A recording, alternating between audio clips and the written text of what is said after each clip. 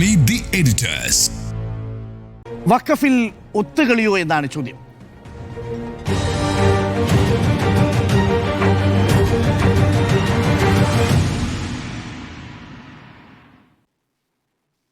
സുനിൽ, അതിശയമായിരിക്കുന്നു. ഇന്ന് കേരളത്തിൻ്റെ വഖഫിൻ്റെ ചുമതലയുള്ള മന്ത്രി പറയുകയാണ്, സുപ്രീം കോടതിയിൽ വഖഫിൻ്റെ നിയമഭേദഗതിയുമായി ബന്ധപ്പെട്ടുകൊണ്ട് സർക്കാർ കക്ഷി ചേർന്നിട്ടില്ല എന്ന്. ഞാൻ അത്ഭുതപ്പെട്ടുപോയി. 4 റിട്ട് പെറ്റീഷനുകളാണ് കേരള സംസ്ഥാന സർക്കാർ ഈ സുപ്രീം കോടതിയിൽ 2025 ഫയൽ ചെയ്തിരിക്കുന്നത്. പ്രിൻസിപ്പൽ സെക്രട്ടറി, ചീഫ് സെക്രട്ടറി അടക്കം മൈനോറിറ്റി ലോ ഡിപ്പാർട്ട്മെൻറ്റ്. എന്നിട്ട് വഖഫിൻ്റെ ചുമതലയുള്ള മന്ത്രി പറയുകയാണ് കേരളം സംസ്ഥാനം അതിൽ പാർട്ടിയല്ല എന്നുള്ളത്. അത്ഭുതമാണ്, അതിശയകരമാണ്. ഇതാ ഇപ്പോൾ ഒരു ഒത്തുകളിയാണ് എന്നുള്ളതാണ് പ്രതിപക്ഷത്തിൻ്റെ ആരോപണം. ആണോ? ഒരു സിനിമയിൽ ഒരു ജഡ്ജി ചോദിക്കുന്നുണ്ട്, PP എന്താണ് ഇവിടെ സംഭവിക്കുന്നത്? ഏതാണ്ട് ആ നിലയിലാണ് കാര്യങ്ങൾ. നമുക്ക് സംസ്ഥാന സർക്കാർ ഈ വഖഫ് നിയമം കേന്ദ്ര സർക്കാർ പാസ്സാക്കിയത് 2025 2025 ഏപ്രിൽ 4 പാർലമെൻറ്റ് ഈ നിയമം പാസ്സാക്കുന്നത്. 2025 ഏപ്രിൽ 5 രാഷ്ട്രപതി നിയമം ഒപ്പുവയ്ക്കുന്നു. ഏപ്രിൽ 7 മുസ്ലിം ലീഗ് സുപ്രീം കോടതിയെ സമീപിക്കുന്നു. തൊട്ടു പിന്നാലെ കോൺഗ്രസ് പാർട്ടി സുപ്രീം കോടതിയെ സമീപിക്കുന്നു. കോൺഗ്രസിൻ്റെ 3 MP സുപ്രീം കോടതിയെ സമീപിച്ചിട്ടുണ്ട്. കോൺഗ്രസ് ഭരിക്കുന്ന സംസ്ഥാനങ്ങൾ സുപ്രീം കോടതിയെ സമീപിച്ചിട്ടുണ്ട്. അതിന് പിന്നാലെ കേരള സർക്കാർ സുപ്രീം കോടതിയിൽ ഹർജി നൽകുന്നുണ്ട്. അങ്ങനെ 70 ഹർജികളാണ് വഖഫ് നിയമം ചോദ്യം ചെയ്ത് സുപ്രീം കോടതിയുടെ പരിഗണനയിലുള്ളത്. ആ ഹർജികളിലൊക്കെ തന്നെ പറഞ്ഞത് ഈ വഖഫ് നിയമം എന്ന് പറയുന്നത് ഭരണഘടനാ വിരുദ്ധമാണ്, അതുകൊണ്ട് ഇത് നടപ്പാക്കാനാകില്ല, ഇത് മതസ്വാതന്ത്ര്യത്തിനെതിരാണ്, ഭരണഘടന അനുശാസിക്കുന്ന ആർട്ടിക്കിൾ 14, 25, 26 അനുച്ഛേദങ്ങളുടെ ലംഘനമായതുകൊണ്ട് ഈ നിയമം റദ്ദാക്കണം.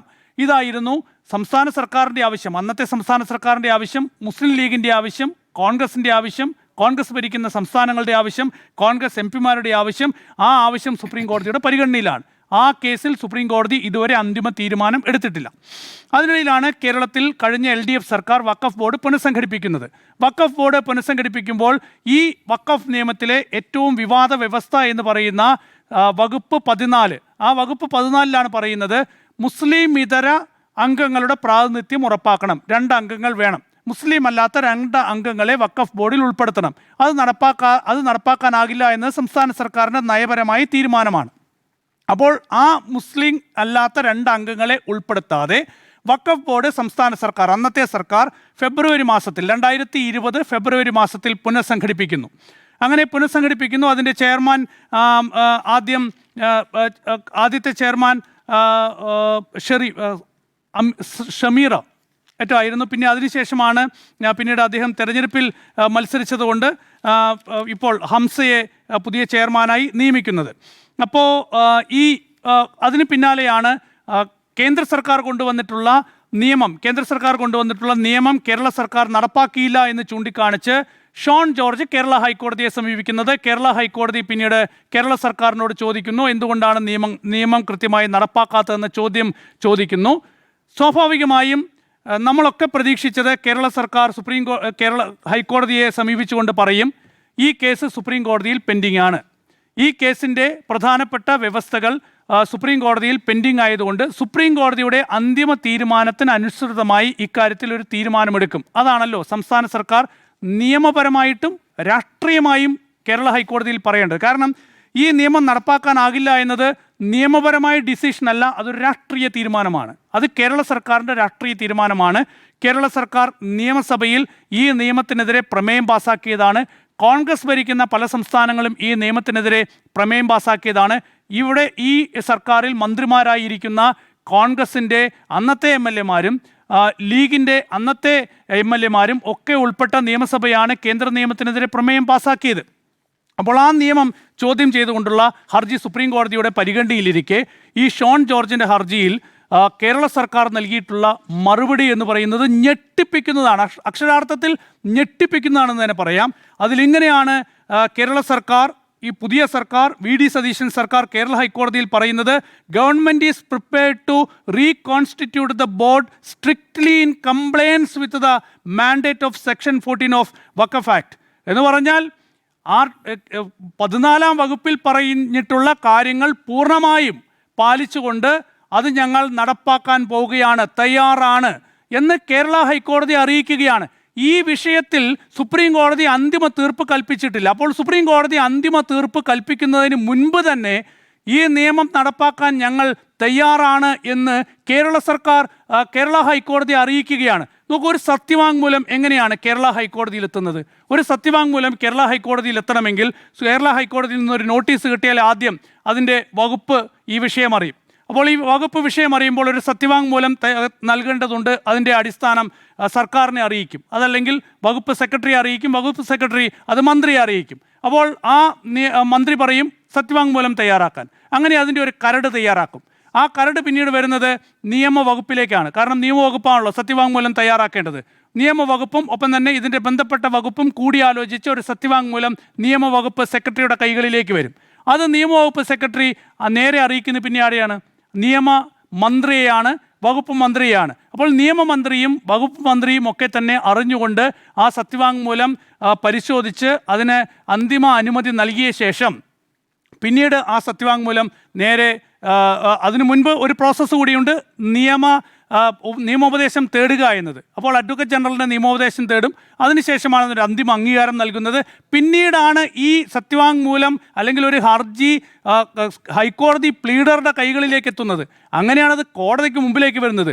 അപ്പോൾ മന്ത്രി അറിയാതെ, വകുപ്പ് മന്ത്രി അറിയാതെ, ബന്ധപ്പെട്ട വകുപ്പിൻ്റെ മന്ത്രി അറിയാതെ ഇങ്ങനെയൊരു സത്യവാങ്മൂലം കേരള ഹൈക്കോടതിയിൽ എത്തില്ല.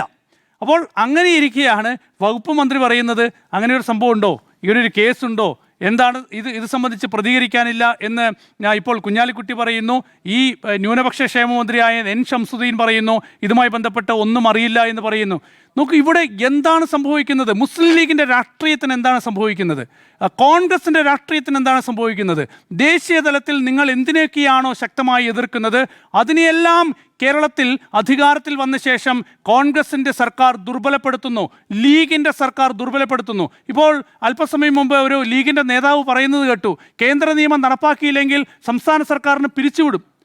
ഭരണഘടനാ പ്രകാരം സംസ്ഥാന സർക്കാരിന് പിരിച്ചുവിടും കേന്ദ്ര സർക്കാർ. കേന്ദ്ര നിയമം നടപ്പാക്കാൻ സംസ്ഥാന സർക്കാർ ബാധ്യസ്ഥമാണ്. ശരിയാണ്, ഭരണഘടന അനുശാസിക്കുന്നത് പ്രകാരം കേന്ദ്ര നിയമം നടപ്പാക്കാൻ സംസ്ഥാനത്തിന് ബാധ്യതയുണ്ട്. പക്ഷേ എല്ലാ കേന്ദ്ര നിയമങ്ങളും എല്ലാ കാലത്തും സംസ്ഥാനങ്ങൾ നടപ്പാക്കിയിട്ടുണ്ടോ? ഇല്ല.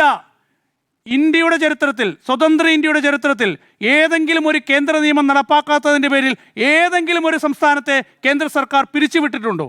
ഏതെങ്കിലും ഒരു സംസ്ഥാനത്ത് രാഷ്ട്രപതി ഭരണം ഏർപ്പെടുത്തിയിട്ടുണ്ടോ? ഇല്ല. ഒരു സംസ്ഥാനത്തിൻ്റെ രാഷ്ട്രപതി ഭരണം ഏർപ്പെടുത്തിയിട്ടില്ല.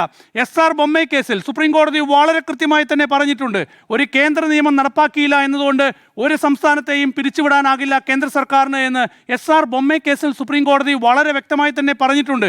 ഒരു കേന്ദ്ര നിയമം കൊണ്ടുവന്നാൽ ആ കേന്ദ്ര നിയമത്തിനെതിരെ ഒരുപാട് സംസ്ഥാനങ്ങൾ കൂട്ടമായി എതിർപ്പറിയിച്ച് രംഗത്ത് വന്നാൽ തീർച്ചയായും അവിടെ നിയമപരമായും ഭരണഘടനാപരവുമായ ഒരു വലിയ പ്രതിസന്ധിയുണ്ട്. ആ പ്രതിസന്ധിയിൽ തീർപ്പ് കൽപ്പിക്കേണ്ടത് പരമോന്നത കോടതിയായി സുപ്രീം കോടതിയാണ്. അപ്പോൾ ആ കോടതിക്ക് മുൻപാകെ ഉള്ള ഒരു കേസിൽ വളരെ പ്രധാനപ്പെട്ട രാഷ്ട്രീയമായി, ഭരണഘടനാപരമായി, നിയമപരമായി നിലനിൽക്കുന്ന ഒരു പ്രശ്നത്തിൽ സുപ്രീം കോടതി തീർപ്പ് കൽപ്പിക്കുന്നതിന് മുൻപ് കേരള ഹൈക്കോടതിയിൽ പോയി പറയുകയാണ്, ഞങ്ങൾ തയ്യാറാണ് കേന്ദ്ര നിയമം നടപ്പാക്കാൻ, ഞങ്ങൾ തയ്യാറാണ് വഖഫ് ബോർഡിൽ മുസ്ലിം അല്ലാത്ത 2 അംഗങ്ങളെ ഉൾപ്പെടുത്താൻ തയ്യാറാണ് എന്ന് കേരള സർക്കാർ, UDF സർക്കാർ കേരള ഹൈക്കോടതിയിൽ പോയി പറയുകയാണ്. എത്രത്തോളം രാഷ്ട്രീയപരമായ പാപ്പരത്ത നിലപാടാണെന്ന് ഓർക്കണം. നോക്കൂ, പൊരുതി തോൽക്കുക എന്നൊരു നിലപാടാണ് നമ്മൾ പറയാറില്ലേ, പൊരുതി തോൽക്കുക. ഇവിടെ പൊരുതാൻ പോലും തയ്യാറില്ല എന്നതാണ്. കോൺഗ്രസിൻ്റെ രാഷ്ട്രീയം എവിടെയാണ്? മുസ്ലിം ലീഗിൻ്റെ രാഷ്ട്രീയം എവിടെയാണ്? ഏതൊക്കെ വിഷയത്തിലാണ് രാഷ്ട്രീയത്തിൽ ഈ അധികാരത്തിലെത്തിയ ശേഷം 2 മാസത്തിനുള്ളിൽ ഈ പാർട്ടികൾ വെള്ളം ചേർക്കുന്നത്?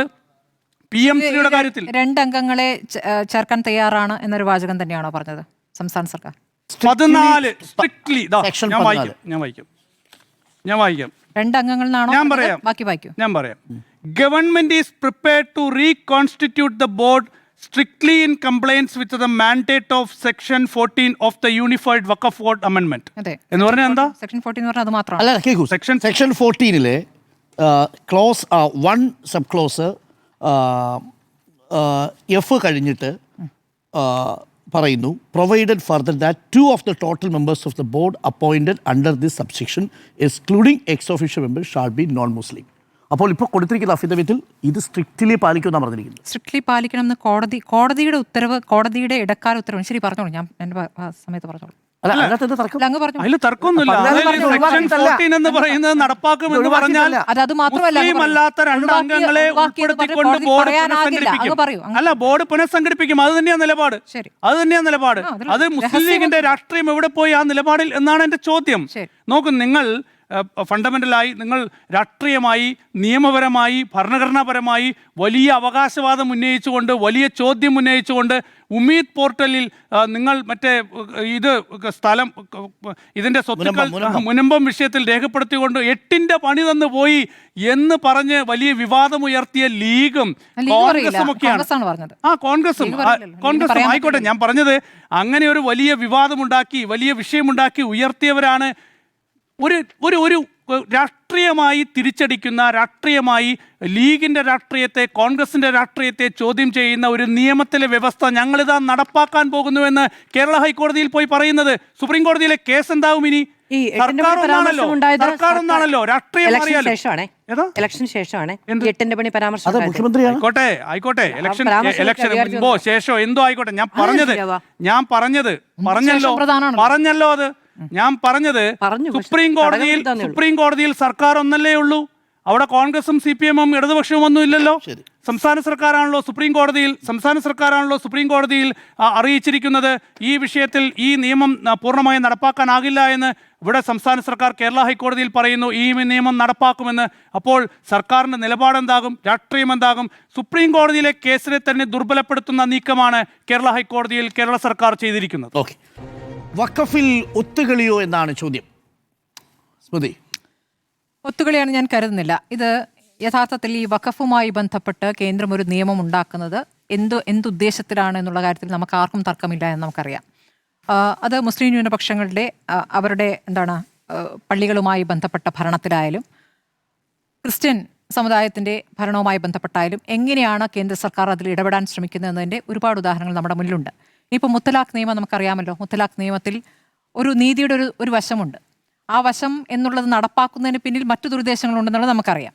അപ്പോൾ ആ രൂപത്തിൽ തന്നെയാണ് ഈ വഖഫ് നിയമത്തിലേക്കും അല്ലെങ്കിൽ വഖഫ് നിയമം ഉണ്ടാക്കുന്ന ഒരു ഭേദഗതിയിലേക്ക് കേന്ദ്ര സർക്കാർ എത്തുന്നത്. അതിൽ ഈ സച്ചാർ കമ്മിറ്റി റിപ്പോർട്ടൊക്കെയാണ് പ്രധാനപ്പെട്ട ആയുധമായി കൊണ്ടുവരുന്നത്. സച്ചാർ കമ്മിറ്റി റിപ്പോർട്ടിൽ ശരിയാണ്, ഈ വഖഫ് ഭൂമിയുമായി ബന്ധപ്പെട്ട ഒരുപാട് ക്രമക്കേടുകളുണ്ട്. എത്രത്തോളം ക്രമക്കേടുകളുണ്ടെന്ന കണ്ടെത്തലുണ്ട്.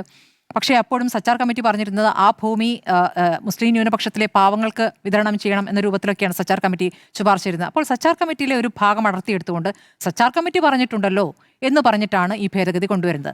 അതിലെ ദുരുദ്ദേശം നമ്മൾക്ക് ഒരു തർക്കവുമില്ലാത്ത വിഷയമാണ്. അതവിടെ നിൽക്കുന്നു. അങ്ങനെ കേന്ദ്രം ഒരു നിയമം കൊണ്ടുവരികയാണ്. അങ്ങനെ നിയമം കൊണ്ടുവരുമ്പോൾ അതിൻ്റെ ഭാഗമായിട്ട് ഇപ്പോൾ വന്നിരിക്കുന്ന ഹർജികളാണല്ലോ, 4 ഹർജികളാണ്. ഒന്ന് ഷോൺ ജോർജിൻ്റെ ഹർജി, രണ്ടാമത്തത് സാജിദ് ഹുസൈൻ ഖത്താനി എന്ന് പറയുന്ന ഈ റസൂൽ ഫൗണ്ടേഷൻ ഷിയ സൊസൈറ്റിയാണ്, അതിൻ്റെ പ്രസിഡന്റിൻ്റെ ഹർജി. അടുത്തത് assembly of christian trust service registered സൊസൈറ്റിയാണ്, മുനമ്പത്തും ഇവർ ഫൈറ്റ് ചെയ്തിട്ടുണ്ട്, അവരുടെ ഹർജി. അടുത്തത് സ്റ്റാലിൻ ദേവൻ എന്നൊരു സ്വകാര്യ വ്യക്തിയുടെ ഹർജി. ഇങ്ങനെ 4 ഹർജികളാണ് കോടതിയുടെ മുന്നിലെത്തിയിരിക്കുന്നത്. ഈ ഷോൺ ഒഴിച്ച് 3 പേരും ഈ പറഞ്ഞ ഈ നോട്ടിഫിക്കേഷനുമായി അതിന് റദ്ദാക്കണമെന്ന ആവശ്യം ഉന്നയിച്ചിട്ടുണ്ട്. 3 കേസിലും 2 നോൺ മുസ്ലിം വിഷയവുമായി ബന്ധപ്പെട്ട് അത് താല്പര്യപ്പെട്ടിട്ടില്ല. ആ കേസ് അതുമായി ബന്ധപ്പെട്ട കാര്യങ്ങൾ പറയുന്നില്ല. പിന്നെ സെക്ഷൻ 14(1) 4 പ്രൊവൈസുകളാണല്ലോ ഉള്ളത്. ഒന്ന്, അതിൽ പറയുന്നത് 2 നോൺ മുസ്ലിംസ് വേണം. രണ്ടാമത്തത് ആകെ 11 അംഗങ്ങൾ വേണം. അടുത്തതായി പറയുന്നത് ഒരാൾ ഷിയ ആകണം, ഒരാൾ ബാക്ക്വേർഡ് മുസ്ലിം ആകണം, ഒരാൾ ബോറയാകണം, ഒരാൾ ആഗാഖാനി ആകണം. ഇനി ബോറ ആഗാഖാനിയും ഷിയയിൽപ്പെട്ടതാണ്. ഈ 6 കാറ്റഗറിയും ഉൾപ്പെടുത്താതെയാണ് ഈ 11-ൽ 9 പേരെ കഴിഞ്ഞ ഇടത് സർക്കാരിൻ്റെ കാലത്ത് അപ്പോയിൻറ്റ് ചെയ്തിരിക്കുന്നത്. 9 അപ്പോയിൻമെൻറ്റ് നടന്നിരിക്കുന്നു. ഈ 6 കാറ്റഗറികളും പരിശോധിക്കാതെ, അത് പരിഗണിക്കാതെയാണ് അപ്പോയിൻമെൻറ്റ് നടന്നിട്ടുള്ളത്. ശ്രദ്ധിച്ച് കേൾക്കുക. ഇനി ആകെ 2 പേരെയെ അപ്പോയിൻറ്റ് ചെയ്യാനുള്ളൂ. ഈ 2 പേരെ വയ്ക്കാൻ പറ്റൂ എന്നുള്ളതാണ് കഴിഞ്ഞ സർക്കാരിൻ്റെ വാദം, അല്ലെങ്കിൽ CPM പറയുന്ന ഒരു വാദം. 2 പേരെ ഇനി വയ്ക്കാനുള്ളൂ. പക്ഷേ 6 പേരുടെ കാര്യത്തിലും ക്ലെയിമുണ്ട്. ഇതൊക്കെ ഒരു പ്രധാനപ്പെട്ട ചാലഞ്ചസ് ആണ് കോടതിയിൽ പോകുമ്പോൾ. അടുത്തത് സെക്ഷൻ 14(6) പ്രകാരം മുസ്ലിം കമ്മ്യൂണിറ്റിയിലെ സബ്സെക്ഷൻ പോപ്പുലേഷൻ ഡിറ്റർമിൻ ചെയ്യണമെന്ന് പറഞ്ഞിട്ടുണ്ട്. ഈ സബ്സെക്ഷനെ ഡിറ്റർമിൻ ചെയ്തിട്ടേ ഇല്ല, എന്നിട്ട് വേണം പ്രാതിനിധ്യം ഉറപ്പിക്കാനെന്ന് പറഞ്ഞിട്ടുണ്ട്. അതും ഇതിൽ ചെയ്തിട്ടില്ല. ഇനി അപ്പോയിന്റ് ചെയ്ത 9 പേരിൽ 3 പേർ ഈ അതത് കാറ്റഗറിയിൽ യോഗ്യതയില്ലാത്തവരാണ്. ഈ മുത്തവല്ലിയായി വന്നിരിക്കുന്നത് ആരാണ്? നമുക്കറിയാവുന്ന പോലെ മുക്കം ഉമർ ഫൈസിയാണ്. അദ്ദേഹം മുത്തവല്ലി ആയിട്ടില്ല, ഒരു വകുപ്പിൻ്റെ മുത്തവല്ലിയല്ല എന്നൊരു വിഷയം അവിടെ നിൽക്കുന്നുണ്ട്. ഇനി ഇസ്ലാമിക് സ്കോളർ കാറ്റഗറിയിൽ വന്നിരിക്കുന്ന അഡ്വക്കേറ്റ് അലി ആകട്ടെ, അദ്ദേഹം ഇസ്ലാമിക് സ്കോളർ അല്ല, അദ്ദേഹം LLB ആണ്. അപ്പോൾ അദ്ദേഹത്തിന്റെ യോഗ്യത എന്നുള്ള LLB ആണ്, അതും ചോദ്യം ചെയ്യപ്പെടുന്നുണ്ട്. ഇനി വഖഫ് ഗവൺമെന്റ് പ്രതിനിധിയായി ജോയിന്റ് സെക്രട്ടറി വരണം എന്നുള്ളതാണ് കേന്ദ്രം തയ്യാറാക്കിയിരിക്കുന്ന ഈ നിയമത്തിലുള്ളത്. പക്ഷേ പകരം ഇവിടെ അഡീഷണൽ സെക്രട്ടറിയാണ് വെച്ചത്. ഇപ്പോൾ സംസ്ഥാന സർക്കാർ ഈ കാര്യങ്ങൾ പരിഹരിക്കേണ്ടതുണ്ടെന്ന് കോടതി പറയുമ്പോൾ റെക്ടിഫൈ ചെയ്യാം എന്ന് സംസ്ഥാന സർക്കാർ പറയുകയാണ്. കോടതി ഇടപെടേണ്ട, ഞങ്ങൾ ചെയ്തുകൊള്ളാം എന്നാണ് ഈ സർക്കാർ പറഞ്ഞിരിക്കുന്നത്. കോടതി ഇടപെടരുത്, ഞങ്ങൾ ചെയ്തുകൊള്ളാം എന്നതിനാണ് വളരെ വ്യക്തമായി പറഞ്ഞിട്ടുള്ളത്. അപ്പോൾ ഗവൺമെന്റ് പറഞ്ഞിരിക്കുന്ന ഒരു കാര്യം, ഈ ജോയിന്റ് സെക്രട്ടറി മേൽനോട്ടത്തിൽ വേണം വഖഫ് നടത്താൻ എന്ന് പറഞ്ഞ കാര്യം അതിലേക്ക് മാറ്റിയിരിക്കുന്നു. നിയമവിരുദ്ധമെന്ന് ബോധ്യപ്പെട്ടതിനാൽ സാമ്പത്തിക കാര്യങ്ങൾ ചെയ്യരുത് എന്ന് പറഞ്ഞിട്ടുണ്ട്. നോക്കൂ, നിയമത്തിൽ തന്നെ ജോയിന്റ് സെക്രട്ടറി വേണമെന്ന് പറഞ്ഞിട്ടുണ്ട്. നോക്കൂ, ഈ സാമ്പത്തിക കാര്യങ്ങൾ ചെയ്യുന്നത് ജോയിന്റ് സെക്രട്ടറിക്ക് ചെയ്യാൻ പറ്റുകയുള്ളൂ. സംസ്ഥാന സർക്കാർ പറയുന്നത് ഞങ്ങൾ കേന്ദ്ര നിയമം നടപ്പാക്കാന്നാണ്. കേന്ദ്ര നിയമത്തിന്റെ കാര്യമാണ്. നോക്കൂ, ഒരു മിനിറ്റ് സുനിൽ, ഞാൻ പറയട്ടെ പ്ലീസ്, എനിക്ക് തൊണ്ട വയ്യ, ഞാൻ പതുക്കെ സംസാരിക്കുള്ളൂ. കേന്ദ്രം നിയമം ഉണ്ടാക്കി, അത് കോടതി അത് അംഗീകരിക്കുകയാണ് ചെയ്തിരിക്കുന്നത്. ഇടക്കാല വിധി വന്നിരിക്കുന്നത് കോടതി ഇത് അംഗീകരിച്ചുകൊണ്ട്. അതിൽ തന്നെ കോടതി പറഞ്ഞ 2 അംഗങ്ങളെ, കൂടുതൽ അംഗങ്ങൾ നോൺ മുസ്ലിം വേണമെന്നുള്ളതായിരുന്നു കേന്ദ്രത്തിന് ആവശ്യം. അത് പറ്റില്ല, 2 അംഗങ്ങളായി ചുരുക്കണം എന്ന് കോടതി പറഞ്ഞതാണ്. സുനിൽ, വാദം പറയുമ്പോൾ അഭിപ്രായങ്ങൾ ഉണ്ടായിരുന്നു. സുനിൽ, ഞാൻ പറയട്ടെ, പറഞ്ഞു കഴിഞ്ഞിട്ട് പറഞ്ഞോളൂ. ഒരു കാര്യം പറയാം. സുപ്രീം കോടതിയിൽ ഒരു കേസ് പെൻഡിംഗ് ഉണ്ടെങ്കിൽ ആ കേസിന്റെ മെറിറ്റിൽ ഒരു കാലത്തും കീഴ്ക്കോടതികൾ ഇടപെടാറില്ല. കേരള ഹൈക്കോടതിയും ഇടപെടില്ല. അപ്പം ഇവിടെ നിയമം നടപ്പാക്കും എന്ന് സംസ്ഥാന സർക്കാർ സുപ്രീം കോടതിയിൽ പോയി പറയുകയാണ്. അതാണ് പ്രശ്നം. ഞാൻ പറയുന്നേക്കൂ, കോടതി ഇതിനകം കേന്ദ്രം ഉണ്ടാക്കിയ ഒരു നിയമം അനുസരിക്കില്ല എന്ന് പറഞ്ഞിട്ട് സംസ്ഥാന സർക്കാരിന് അങ്ങനെ പോകാൻ സാധിക്കില്ല. ബൈൻഡിംഗ് ആണ്, അത് ചെയ്തേ പറ്റൂ എന്നുള്ളതാണ്. അപ്പോൾ അതിൽ നമുക്ക് ലൂപ്പ് ഹോൾസ് ഉണ്ടാക്കി എങ്ങനെയാണ് ഈ പറയുന്ന ദുരുദ്ദേശം കുറയ്ക്കാനാവുക എന്ന് മാത്രമേ നമുക്ക് ചെയ്യാൻ കഴിയുള്ളൂ.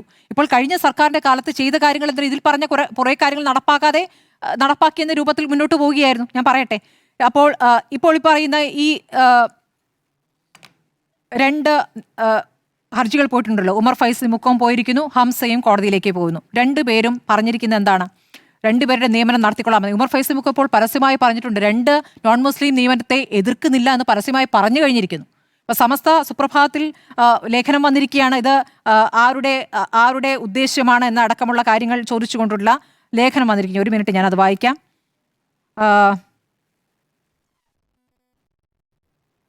വഖഫ് ബോർഡ് അംഗങ്ങളുടെ നിയമനത്തെ ചോദ്യം ചെയ്ത് സമർപ്പിച്ച ഹർജികൾ ആരുടെ സമ്മതം കോടതിയിലിട്ടിട്ട് ആരുടെ താല്പര്യത്തിനാണെന്നാണ് പറയുന്നത്. അപ്പോൾ ആരുടെ താല്പര്യത്തിനാണ് എന്ന് സമസ്ത ചോദിക്കുമ്പോൾ സമസ്തയുടെ ഭാഗമായിരിക്കുന്ന ഈ പറയുന്ന ഉമർ ഫൈസി മുക്കം ഈ 2 നോൺ മുസ്ലിം അംഗങ്ങളുടെ കാര്യത്തിൽ ഒരു എതിർപ്പുമില്ല, അത് നടപ്പാക്കേണ്ടി വരുമെന്നാണ് പറയുന്നത്. എന്നിട്ട് കോടതിയിൽ പോയി കൊടുത്തിരിക്കുന്ന ഹർജിയിലും പറഞ്ഞിരിക്കുന്നത്, because the petitioners herein are not against the constitution of the Waqf Board in accordance with the section 14 of the Unified Waqf Management, Empowerment, Efficiency and Development Act 1995, that is the state government to nominate members to the Waqf Board and appoint members in accordance with the statutory provision. It is submitted that the appointment of member from Bar Council is delayed on account of the Bar Council election കാരണം ഒക്കെയാണ് ഈ കാര്യങ്ങൾ വൈകിയത് എന്ന കാര്യം പറയുകയാണ്. That after a change in the ruling party, the newly formed government did not show any interest in constituting the Waqf Board since the present Waqf Board members are appointed by the erstwhile ministry and the state government wanted reconstitute the entire Waqf Board with their nominees. അതായത് മുഴുവനായിട്ട് reconstitute ചെയ്യല്ല വേണ്ടത്, ഈ 2 അംഗങ്ങളെ അങ്ങോട്ട് നിയമിച്ചത് പരിഹരിച്ചുകൂടെ എന്ന് തന്നെയാണ് ഉമർ ഫൈസി മുക്ക അടക്കം ചോദിക്കുന്നത്. അപ്പൊ എന്താ പിന്നെ അവരുടെ തർക്കം? പിന്നെ എന്ത് വാദമാണ് പറയുന്നത്? കഴിഞ്ഞ സർക്കാർ അതായത് ഈ 2 അംഗങ്ങളെ നോൺ മുസ്ലിം അംഗങ്ങളെ, അതായത് ഇതിനകം 9 പേരെ തീരുമാനിച്ചു, 11-ൽ 9 പേരെ അപ്പോയിന്റ് ചെയ്ത് കഴിഞ്ഞല്ലോ. നോക്കൂ, ഞാൻ പറയണ കേൾക്കൂ, ഇപ്പൊ ഈ വാദം പറയുന്നവർ ഇത് ലീഗ് ഒത്തുകളിയാണെന്ന് പറയുന്നവരാണ് ഈ പറഞ്ഞിരിക്കുന്ന കാര്യം ചെയ്തിരിക്കുന്നേ. കോൺട്രാഡിക്ടറി ആണല്ലോ. അത് നോക്കൂ, ഈ 2 അംഗങ്ങളുടെ കാര്യത്തിൽ മാത്രമേ പ്രശ്നമുള്ളൂ. 2 അംഗങ്ങളെ നിയമിച്ചോളൂ, ഞങ്ങൾക്ക് തർക്കമില്ല എന്നാണ് ഈ പറഞ്ഞിരിക്കുന്നത്. ഈ പറയുന്ന ഹംസ ആയാലും ഈ പറയുന്ന ഉമർ ഫൈസി മുക്കും. അപ്പോൾ അവരുടെ സംഘടനയാണ് ഇതില് ഒത്തുകളി സംശയിക്കുകയും ചെയ്തത്. എന്ത് ഒത്തുകളിയാണ് ഇത്? കേന്ദ്രം നിയമിച്ച ഉണ്ടാക്കിയ നിയമം അനുസരിച്ചേ പറ്റുകയുള്ളത് എന്നാണ്. ഇതിലിപ്പോൾ എന്താണ് ചെയ്യുക? ഇപ്പോൾ സർക്കാർ പറഞ്ഞിരിക്കുന്നത് ഞങ്ങൾ ഇത് ചെയ്തോളം, കോടതി ഇടപെടണ്ട എന്ന് പറയുമ്പോൾ അവർ ചെയ്യാൻ പോകുന്നതായിട്ട് ഞാൻ മനസ്സിലാക്കുന്ന കാര്യം, ഈ സബ് ക്ലാസ് ഡിറ്റർമിൻ ചെയ്യും. ഈ മുസ്ലിം വിഭാഗത്തിലെ സബ് ക്ലാസിനെ ഡിറ്റർമിൻ ചെയ്യും. അത് 16 വെച്ചിരിക്കുന്നത്, അത് ചെയ്യേണ്ടതുണ്ട്. അതിന്റെ അടിസ്ഥാനത്തിൽ മാത്രമേ കോൺസ്റ്റിറ്റ്യൂട്ട് ചെയ്യാൻ പറ്റുകയുള്ളൂ. അപ്പോൾ റീകോൺസ്റ്റിറ്റ്യൂട്ട് ചെയ്യുകയാണെങ്കിൽ മൊത്തം പോകും. അതിലേക്ക് പോകുന്നില്ല. തൽക്കാലം ഒരു അഡ്ഹോക് കമ്മിറ്റിയെ അഡ്ഹോക് അറേഞ്ച്മെന്റ് നടത്തും. അതിനുശേഷം കോടതിയുടെ അന്തിമ വിധി. ഇപ്പോൾ കോടതിയിലേക്ക് പോയതിൽ ഈ പറയുന്ന സംഘടനകളും നോക്കൂ, മുസ്ലിം ലീഗ് അടക്കം കോടതിയിലേക്ക് പോയിട്ടുണ്ടല്ലോ. എന്ത് ഈ ഇൻഫർമേഷൻ നിങ്ങൾക്ക് എവിടെ നിന്നാണ് ഇൻഫർമേഷൻ ഏതാ സ്റ്റേറ്റ്മെന്റ് 4-ാമത്തെ അതില്ലല്ലോ. അല്ല, സ്റ്റേറ്റ്മെന്റിൽ ഇപ്പൊ പരസ്യമായ പ്രതികരണത്തിലും ലീഗ് പറഞ്ഞത് ഇപ്പോൾ പ്രതികരിക്കാനുള്ള കോടതിയിലേക്ക് പോകുന്നതാണ് ഞാൻ മനസ്സിലാക്കി. കോടതിയിൽ ഫ്രം സോഴ്സസ് ആണ് ഞാൻ പറയുന്നത്. കോടതി പറയണ്ടേ? അല്ല, ഇതെങ്ങനെയാണ് അന്തിമ വിധിക്ക് ശേഷം കോൺസ്റ്റിറ്റ്യൂട്ട് കോടതി പോയി പറയോ? എന്തെന്ന് ഈ എന്താ പറഞ്ഞിരിക്കുന്നത്? Strictly in compliance with the mandate of section 14 എന്ന് പറഞ്ഞാൽ അർത്ഥം എന്താ?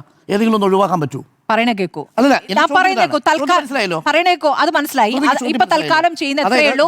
അങ്ങ് പറഞ്ഞത് കക്ഷി ചേരാത്ത എന്തുകൊണ്ടാണെന്നല്ലോ. ഇപ്പോൾ ഇക്കാര്യത്തിൽ ഈ സർക്കാർ ചെയ്യാൻ ഉദ്ദേശിക്കുന്നത് ഞാൻ മനസ്സിലാക്കിയത് പ്രകാരം ഇതിൽ ഈ പറഞ്ഞ തർക്കത്തിലേക്ക് പോയി കഴിഞ്ഞാൽ ഇതിലൊന്നും എത്താൻ പോകുന്നില്ല. ചെയ്യാൻ പറ്റുന്ന കാര്യം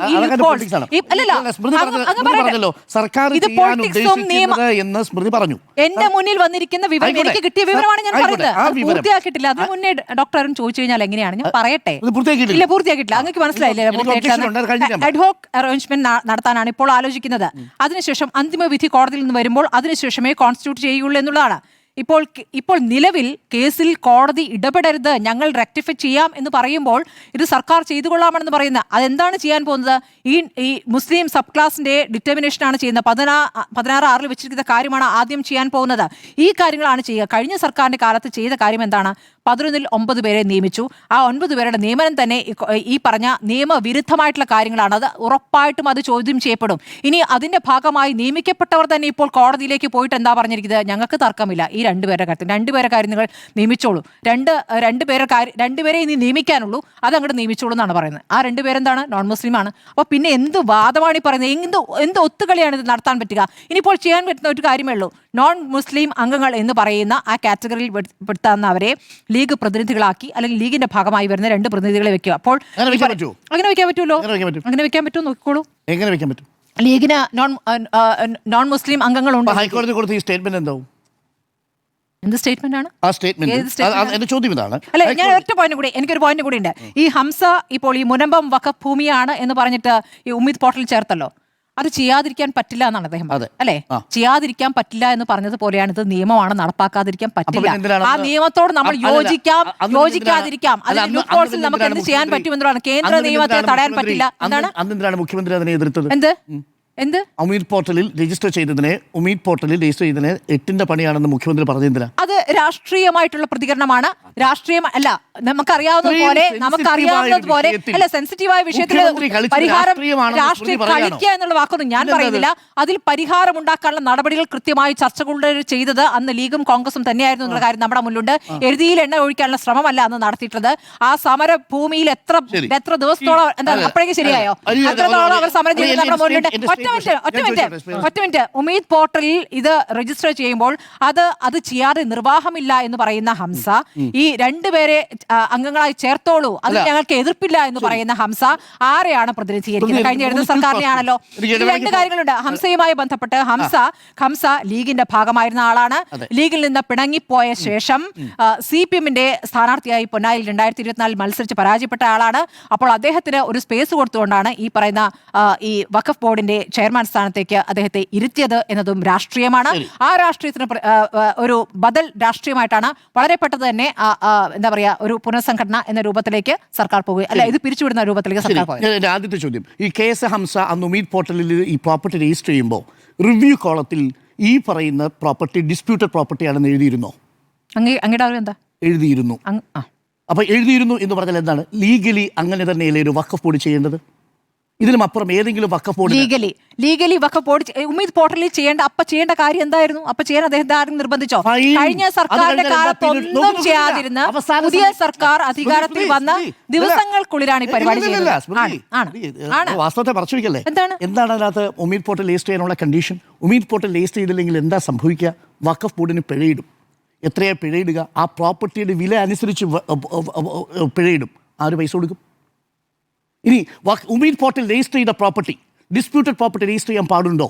കോടതിയിൽ നിൽക്കുന്ന പ്രോപ്പർട്ടി രജിസ്റ്റർ ചെയ്യാൻ പാടുണ്ടോ? പാടുണ്ട്. അത് subject to the court verdict ആണ്. കഴിഞ്ഞ മാസങ്ങൾക്ക് മുമ്പ് ഈ പറഞ്ഞ കാലാവധി അറിയില്ലായിരുന്നോ? ഏപ്രിലിന് മുന്നേ അറിയില്ലായിരുന്നോ കാലാവധിയെ കുറിച്ച്? രണ്ടാമത്തെ കാര്യം കാലാവധിയുടെ ഒരു തിടുക്കം വന്ന എപ്പോഴാണ്? അതാണല്ലോ കാലാവധി അവസാനം അതാണ് ആ തിടുക്കം വരുന്നത് ഏത് സമയത്താണെന്നുള്ളതാണ്. അതിൽ രാഷ്ട്രീയമുണ്ട്. ഈ സർക്കാരിനെ പ്രതിരോധത്തിലാക്കാൻ വേണ്ടി ചെയ്ത കാര്യമാണത്. കാലാവധി നീട്ടിത്തരില്ല. ഡെഡ് ലൈന് മുമ്പ് നിങ്ങൾ പോർട്ടൽ രജിസ്റ്റർ ചെയ്യണം. ഡെഡ് ലൈൻ വരെ നീട്ടിവെക്കുന്നതാണ് രാഷ്ട്രീയം. രജിസ്റ്റർ ചെയ്യുമ്പോൾ ഡെഡ് ലൈൻ വരെ നീട്ടിവെക്കുന്നതാണ് രാഷ്ട്രീയം. ഒരു കാര്യം. രണ്ടാമത്തെ ഒരു കാര്യം, നേരത്തെ നമ്മൾ പറഞ്ഞല്ലോ, സ്മൃതി പറഞ്ഞ ഈ സർക്കാർ ചെയ്യാൻ പോകുന്നു എന്ന് പറഞ്ഞൊരു കാര്യത്തിൽ ഈ രണ്ടുപേരെ മുസ്ലിങ്ങളല്ലാത്തവരെ ഉൾപ്പെടുത്തില്ല എന്നാണല്ലോ സ്മൃതി പറഞ്ഞിരിക്കുന്നത്. അങ്ങനെയാണ് അല്ല, ഞാൻ പ്രതീക്ഷിക്കുന്നതല്ല. ഈ ആദ്യഘട്ടത്തിൽ അഡ്ഹോക് അറേഞ്ച്മെന്റ് മാത്രം നടത്തുകയും അതിനുശേഷം അന്തിമ വിധിക്കായി കാത്തിരിക്കുകയും.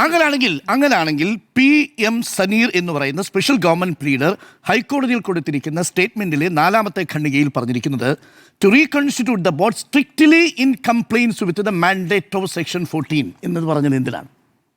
ആയിക്കോട്ടെ, അഡ്ഹോക് കമ്മിറ്റി അറേഞ്ച്മെന്റ് അങ്ങനെ പറയാൻ പറ്റുള്ളൂ. അങ്ങനെയല്ല പറയാൻ അങ്ങനെ പറയാൻ പറ്റുള്ളൂ. അങ്ങനെ അംഗീകരിക്കില്ല എന്ന് പറയാൻ പറ്റുമോ? അങ്ങനെ പറഞ്ഞ ഒരു ഉദാഹരണം കാണിച്ചില്ല. അങ്ങനെ പറഞ്ഞു ഇവിടുത്തെ സർക്കാർ പറഞ്ഞു. ഭാഗത്ത് ഞാൻ പറയാം. ഇനി അപ്പൊ ഈ പറഞ്ഞിരിക്കുന്നത് സ്ട്രിക്ട്ലി ഇൻ കംപ്ലൈൻസ് എന്നാണ്. സ്മൃതി പറഞ്ഞതുപോലെയല്ല. നോക്കൂ, കോടതി എന്താണ് പറഞ്ഞിരിക്കുന്നത്? കോടതി ചോദിക്കുന്ന കാര്യത്തിൽ സംസ്ഥാന സർക്കാരോട് കോടതി ചോദിക്കുന്നുണ്ട്. അപ്പോൾ റെക്ടിഫൈ ചെയ്യാം. കോടതി ഇടപെടേണ്ട, പ്ലീസ്, ഞങ്ങൾ ചെയ്തുകൊള്ളാം എന്നാണ് പറയുന്നത്. സർക്കാർ ഹൈക്കോടതിയിൽ കൊടുത്ത സ്റ്റേറ്റ്മെന്റാണ് ഞാൻ വായിക്കുന്നത്. Strictly in compliance. അങ്ങ് ആവർത്തിച്ച് 3 പ്രാവശ്യം 4 പ്രാവശ്യം പറയണ്ട. അതിൽ സ്മൃതി പറഞ്ഞതുപോലെയല്ല ഹൈക്കോടതി കൊടുത്തിരിക്കുന്നത്. അല്ല, നോക്കൂ, ഇനി സർക്കാരിന് ഹൈക്കോടതിയിൽ പറഞ്ഞിരിക്കുന്നത് ഇത് ഒഴിച്ചു നിർത്തിയിരുന്നോ ആണെങ്കിൽ ഒരു കാര്യം എക്സ്പ്ലെയിനർ ആയിട്ട് ചേർത്തൂടെ? എന്താ നിങ്ങളുടെ രാഷ്ട്രീയം നോക്കാം. അങ്ങനെ പക്ഷേ ഞങ്ങളുടെ രണ്ട് അംഗങ്ങളെ തൊടില്ല കേട്ടോ. ബാക്കി ഞങ്ങൾ ചെയ്തോളാം. അതിനകത്ത് മാൻഡേറ്ററി പ്രൊവിഷൻസ് എല്ലാം ചെയ്തോളാം പറഞ്ഞിരിക്കുന്നത്. മാൻഡേറ്ററി പ്രൊവിഷൻ ഏതെങ്കിലും ഒന്ന് ഒഴിവാക്കിയിട്ടല്ലേ സ്റ്റേറ്റ്മെന്റ് കൊടുത്തിരിക്കുന്നത്. നിങ്ങൾ ചെയ്തിട്ടുണ്ടെങ്കിൽ നിങ്ങൾക്ക് അത് പറയാം. നിങ്ങൾ ചെയ്യാതെ നിങ്ങൾ മറ്റുള്ളവർ ചെയ്തില്ല എന്ന് പറയാൻ പറ്റില്ല. നിയമവിരുദ്ധമായി മൂന്നാമത്തെ ഒരു കാര്യം കൂടി കേൾക്കൂ. ഈ പറയുന്ന സ്റ്റേറ്റ്മെന്റും BJPയുടെ കൊടുത്തിരിക്കുന്ന റിട്ടും എന്താ വ്യത്യാസം? ബാക്കി ഹർജികൾ ഞാൻ പറഞ്ഞു. ബാക്കി ഹർജികളിൽ ഈ രണ്ട് നോൺ മുസ്ലിം അംഗങ്ങളുടെ കാര്യം പറയുന്നില്ല. ഷോൺ മാത്രമേ അത് പറയുന്നുള്ളൂ. അതാ പറഞ്ഞ അതും ഇതും തമ്മിൽ എന്താ വ്യത്യാസം? ഷോണിന്റെ ഹർജിയല്ലേ കോടതി പരിഗണിച്ചിട്ട് ബാക്കി കാര്യങ്ങളാണ്. ഷോണിന്റെ ഹർജിയെ സാധൂകരിക്കുന്നതല്ലേ? അങ്ങനെ എങ്ങനെയാ പറയാ? തുടക്കത്തിൽ എന്താണ് പറഞ്ഞ ഡോക്ടർ അരുൺകുമാർ? ഞാൻ തുടക്കത്തിൽ എന്താണ് പറഞ്ഞത്? ഈ നിയമം നടപ്പാക്കുന്നതിലും BJPക്കും കേന്ദ്ര സർക്കാരിനും കൃത്യമായ ദുരുദ്ദേശമുണ്ട് എന്ന് പറഞ്ഞു തുടങ്ങി തന്നെയാണ് ഞാനിത് പൂർത്തിയാക്കിയത്. നിയമത്തിന്റെ സാധുതയല്ലേ ഈ സ്റ്റേറ്റ്മെന്റ്? നിയമം പാസാക്കിയല്ലോ. നിയമമുണ്ടല്ലോ. സുപ്രീം കോടതി അംഗീകരിച്ചിട്ടുണ്ടല്ലോ. സുപ്രീം കോടതി അതിൽ പറഞ്ഞതെന്താണ്? സുപ്രീം കോടതി അതുമായി മുന്നോട്ട് പോകാൻ പറ്റില്ല. സുപ്രീം കോടതി അതിലൊരു പ്രൊവിഷൻ സ്റ്റേ ചെയ്തില്ലേ? അതിനുശേഷം കേസ് പോയി. ഇപ്പൊ കേസ് പെൻഡിംഗ് അല്ലേ? ആ കേസ് പെൻഡിംഗ് ആണെന്നുള്ള വിവരം എക്സ്പ്ലെയിൻ എഴുതാൻ എന്താ ഈ വക്കീലിന് മടി? പഴമായിരുന്നു ഈ പറയുന്ന അഭിഭാഷകന് ഹൈക്കോടതി പറയാൻ. പിന്നെ ഈ 4 ഹർജികൾ എന്തായിരുന്നു? ഒരു എക്സ്പ്ലെയിനർ കൊടുത്താൽ മതി. എന്താ ഇതുമായി ബന്ധപ്പെട്ട് സംസ്ഥാന സർക്കാർ സുപ്രീം കോടതിയിൽ ഒരു കേസ് പോയിട്ടുണ്ടെന്നും ഇത് subject to the outcome of the supreme കോടതി വെർഡിക്റ്റ് ആണെന്നും പറയാൻ എന്താ മടി? അതാണ് CPM പറയുന്നത് പോലെ നീങ്ങണം എന്നുള്ളതാണ് പറഞ്ഞുകൊണ്ടിരിക്കുന്നത്. മുസ്ലിം ലീഗ് പറയുന്ന പോലെ നിങ്ങളുടെ ബാധ്യതയുണ്ട് UDF സർക്കാരിന്. ഇവിടുത്തെ മൈനോറിറ്റിയുടെ റൈറ്റ് അനുസരിച്ച് നിങ്ങളുടെ ബാധ്യതയുണ്ട്. മൈനോറിറ്റിയുടെ വോട്ട് വാങ്ങി വന്ന UDFന്. മൈനോറിറ്റിയെ അത് ഇതാണ് പറയുന്നത്. ഇത് തെറ്റായ രൂപത്തിലാണ് ഇത് കാണുന്നത്. മൈനോറിറ്റിയെ ബാധിക്കുന്ന രൂപത്തിൽ ഇത് നടപ്പാക്കില്ല എന്ന് തന്നെയാണ് സർക്കാർ കേന്ദ്ര BJPയുടെ കേന്ദ്ര നിയമത്തിന്റെ അടിയിൽ ഒപ്പുവെച്ചിരിക്കുക. കേന്ദ്ര നിയമത്തിന്റെ അടിയിൽ ഒപ്പുവെക്കാതിരിക്കാൻ മുന്നോട്ട് പോകാൻ പറ്റില്ല. ഇത് പാലിച്ചുകൊള്ളാം. PM ശ്രീ നടപ്പാക്കും എന്താ പറഞ്ഞത്? PM ശ്രീയുമായി ബന്ധപ്പെട്ട് എന്താ പറഞ്ഞത്? നമ്മൾ വിമർശിച്ചില്ലേ? ശരിയാണോ? നമ്മൾ വിമർശിച്ചു എന്ന് വെച്ചാൽ അതല്ലാതെ വഴിയില്ലാത്തൊരു സാഹചര്യം ഫണ്ട് കിട്ടാത്ത സാഹചര്യം പോലെ തന്നെ പറയണം. പക്ഷെ എന്താ ഇത് മന്ത്രി പറഞ്ഞത്? ഞാൻ അറിഞ്ഞിട്ടില്ല. ഈ പറയുന്ന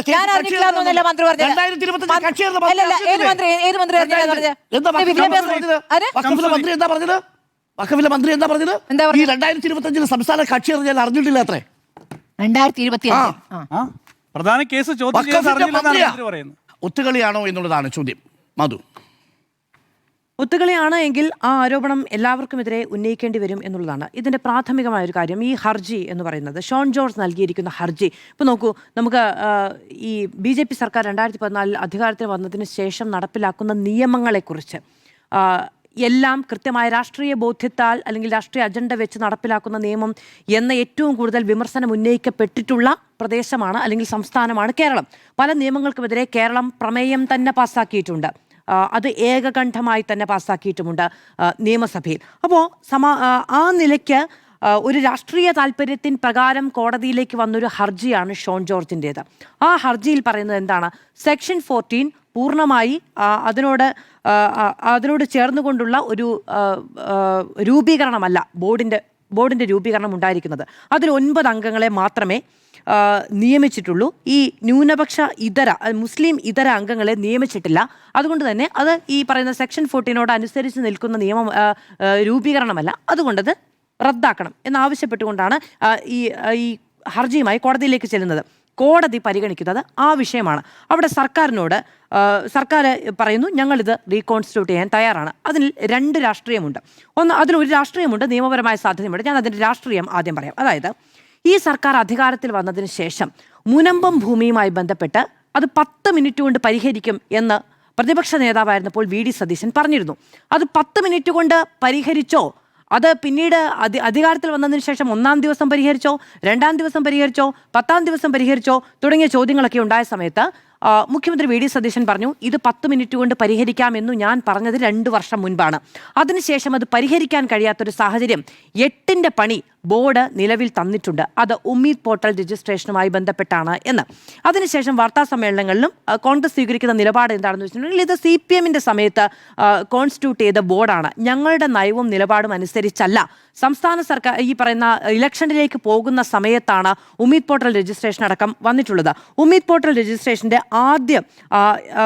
രജിസ്ട്രേഷനുമായി ബന്ധപ്പെട്ട് അത് നടപ്പിലാക്കാനുള്ള ആദ്യത്തെ ഒരു സമയം അനുവദിച്ചതെന്ന് പറയുന്നത് ഡിസംബർ 6, 2025 വരെയായിരുന്നു. അതിനുശേഷം പിന്നീട് 6 മാസത്തേക്ക് എക്സ്റ്റെൻഡ് ചെയ്യുന്നുണ്ട്. 6 മാസത്തേക്കാണ് എക്സ്റ്റെൻഡ് ചെയ്തതെങ്കിൽ പിന്നീട് അതിന് ജൂലൈ വരെ സമയം കിട്ടുന്ന സാഹചര്യമുണ്ട്. പക്ഷേ ഇത് ജൂലൈക്ക് മുമ്പ് തന്നെ അത് ഈ ഉമ്മീദ് പോർട്ടൽ രജിസ്ട്രേഷൻ വരികയും ചെയ്തു എന്നതും കൂടി നമ്മൾ ഓർക്കേണ്ടതുണ്ട്. അപ്പോൾ അത് രാഷ്ട്രീയമായ ഒരു താല്പര്യമാണ് അതിൽ ആരോപിക്കപ്പെട്ടത്. അതുകൊണ്ട് വഖഫ് ബോർഡ്, നിലവിലുള്ള വഖഫ് ബോർഡ് UDFന്റെ നയം അനുസരിച്ച് പോകുന്നതല്ല. അതുകൊണ്ട് അത് റീകോൺസ്റ്റിറ്റ്യൂട്ട് ചെയ്യാനുള്ള ഒരു സാഹചര്യം കോടതി അത് നിലവിൽ പറ്റുകയുമില്ല. അപ്പോൾ കോടതിയിലേക്ക് ഈ കേസ് വന്നപ്പോൾ സർക്കാർ അത് കണ്ടു എന്നതിൽ തർക്കമൊന്നുമില്ല. ഈ കേസിന്റെ പശ്ചാത്തലത്തിൽ പുതിയ ബോർഡിനെ നിയമിക്കാൻ കഴിയുന്ന സാഹചര്യമുണ്ടെങ്കിൽ, ഈ ബോർഡിലേക്ക് കൂടുതൽ അംഗങ്ങളെ സർക്കാരിന്റെ താല്പര്യപ്രകാരം നിയമിക്കാൻ കഴിയുന്ന സാഹചര്യമുണ്ടെങ്കിൽ സർക്കാർ അതിന്റെ രാഷ്ട്രീയമായ സാധ്യത കണ്ടു എന്ന കാര്യത്തിൽ തർക്കമൊന്നും ഇല്ല. ഇനി സർക്കാർ അവിടെ സ്വീകരിച്ച നിലപാട് എന്നതാണല്ലോ ഇപ്പോൾ ചോദ്യം ചെയ്യപ്പെടുന്നത്. മുൻ നിയമമന്ത്രി P. രാജീവ് അടക്കം പറഞ്ഞു അത് സുപ്രീം കോടതിയിൽ നിൽക്കുന്ന ഈ വഖഫ് നിയമവുമായി ബന്ധപ്പെട്ട് നിയമം വന്നതിന് ശേഷം ഹർജികൾ നൽകി. അത് സംസ്ഥാന സർക്കാർ നൽകി, ലീഗ് അതിൽ ഹർജി നൽകിയ ഒരു രാഷ്ട്രീയ പാർട്ടിയാണ്. CPM നൽകിയിട്ടുണ്ട്, കോൺഗ്രസ് നൽകിയിട്ടുണ്ട്. ഇന്ന് KC വേണുഗോപാൽ അടക്കം പറയുന്നു ദേശീയ നേതൃത്വത്തിന്റെ രാഷ്ട്രീയ നിലപാടിൽ മാറ്റമില്ല എന്നത്. അങ്ങനെ പറഞ്ഞ കാര്യങ്ങൾക്ക് കടകവിരുദ്ധമായ നിലപാടാണ് ഹൈക്കോടതിയിൽ വന്നിരിക്കുന്നത് എന്നതാണ് ഈ വിമർശനങ്ങൾ ഉണ്ടാകുന്നു. ഇനി ഹൈക്കോടതിയിൽ സർക്കാർ പറഞ്ഞിരിക്കുന്നു, അങ്ങ് നേരത്തെ പറഞ്ഞതുപോലെ ഈ സെക്ഷൻ 14 പൂർണ്ണാർത്ഥത്തിൽ ചേർന്ന് നിൽക്കുന്ന നിലപാട് ഞങ്ങൾ സ്വീകരിക്കുകയും അതനുസരിച്ച് റീകോൺസ്റ്റിറ്റ്യൂട്ട് ചെയ്തു എന്നാണല്ലോ എന്ന് സർക്കാർ പറഞ്ഞതിനെയാണ് വിമർശനം ഉന്നയിക്കുന്നത്. നിലവിൽ ഈ ബോർഡ്, അതായത് നേരത്തെ നമ്മളൊക്കെ ഇവിടെ വായിക്കുകയും പറയുകയും ഒക്കെ ചെയ്ത സർക്കാർ വിജ്ഞാപനം, ആ സർക്കാർ വിജ്ഞാപനത്തിലൂടെ റീകോൺസ്റ്റിറ്റ്യൂട്ട് ചെയ്തിരിക്കുന്നത് ഏതിന്റെ അടിസ്ഥാനത്തിലാണ്? പുതിയ നിയമത്തിന്റെ അടിസ്ഥാനത്തിൽ ഈ സെക്ഷൻ 14 അടിസ്ഥാനത്തിൽ തന്നെയാണ് കഴിഞ്ഞ 2026 ഫെബ്രുവരി 4 LDF ഇവിടെ ഭരിക്കുമ്പോഴും ഈ പറയുന്ന ദേവസ്വം ബോർഡ് ക്ഷമിക്കണം, ഈ വഖഫ് ബോർഡ് റീകോൺസ്റ്റിറ്റ്യൂട്ട് ചെയ്തിരിക്കുന്നത് ഈ സെക്ഷൻ 14 വെച്ച് തന്നെയാണ്.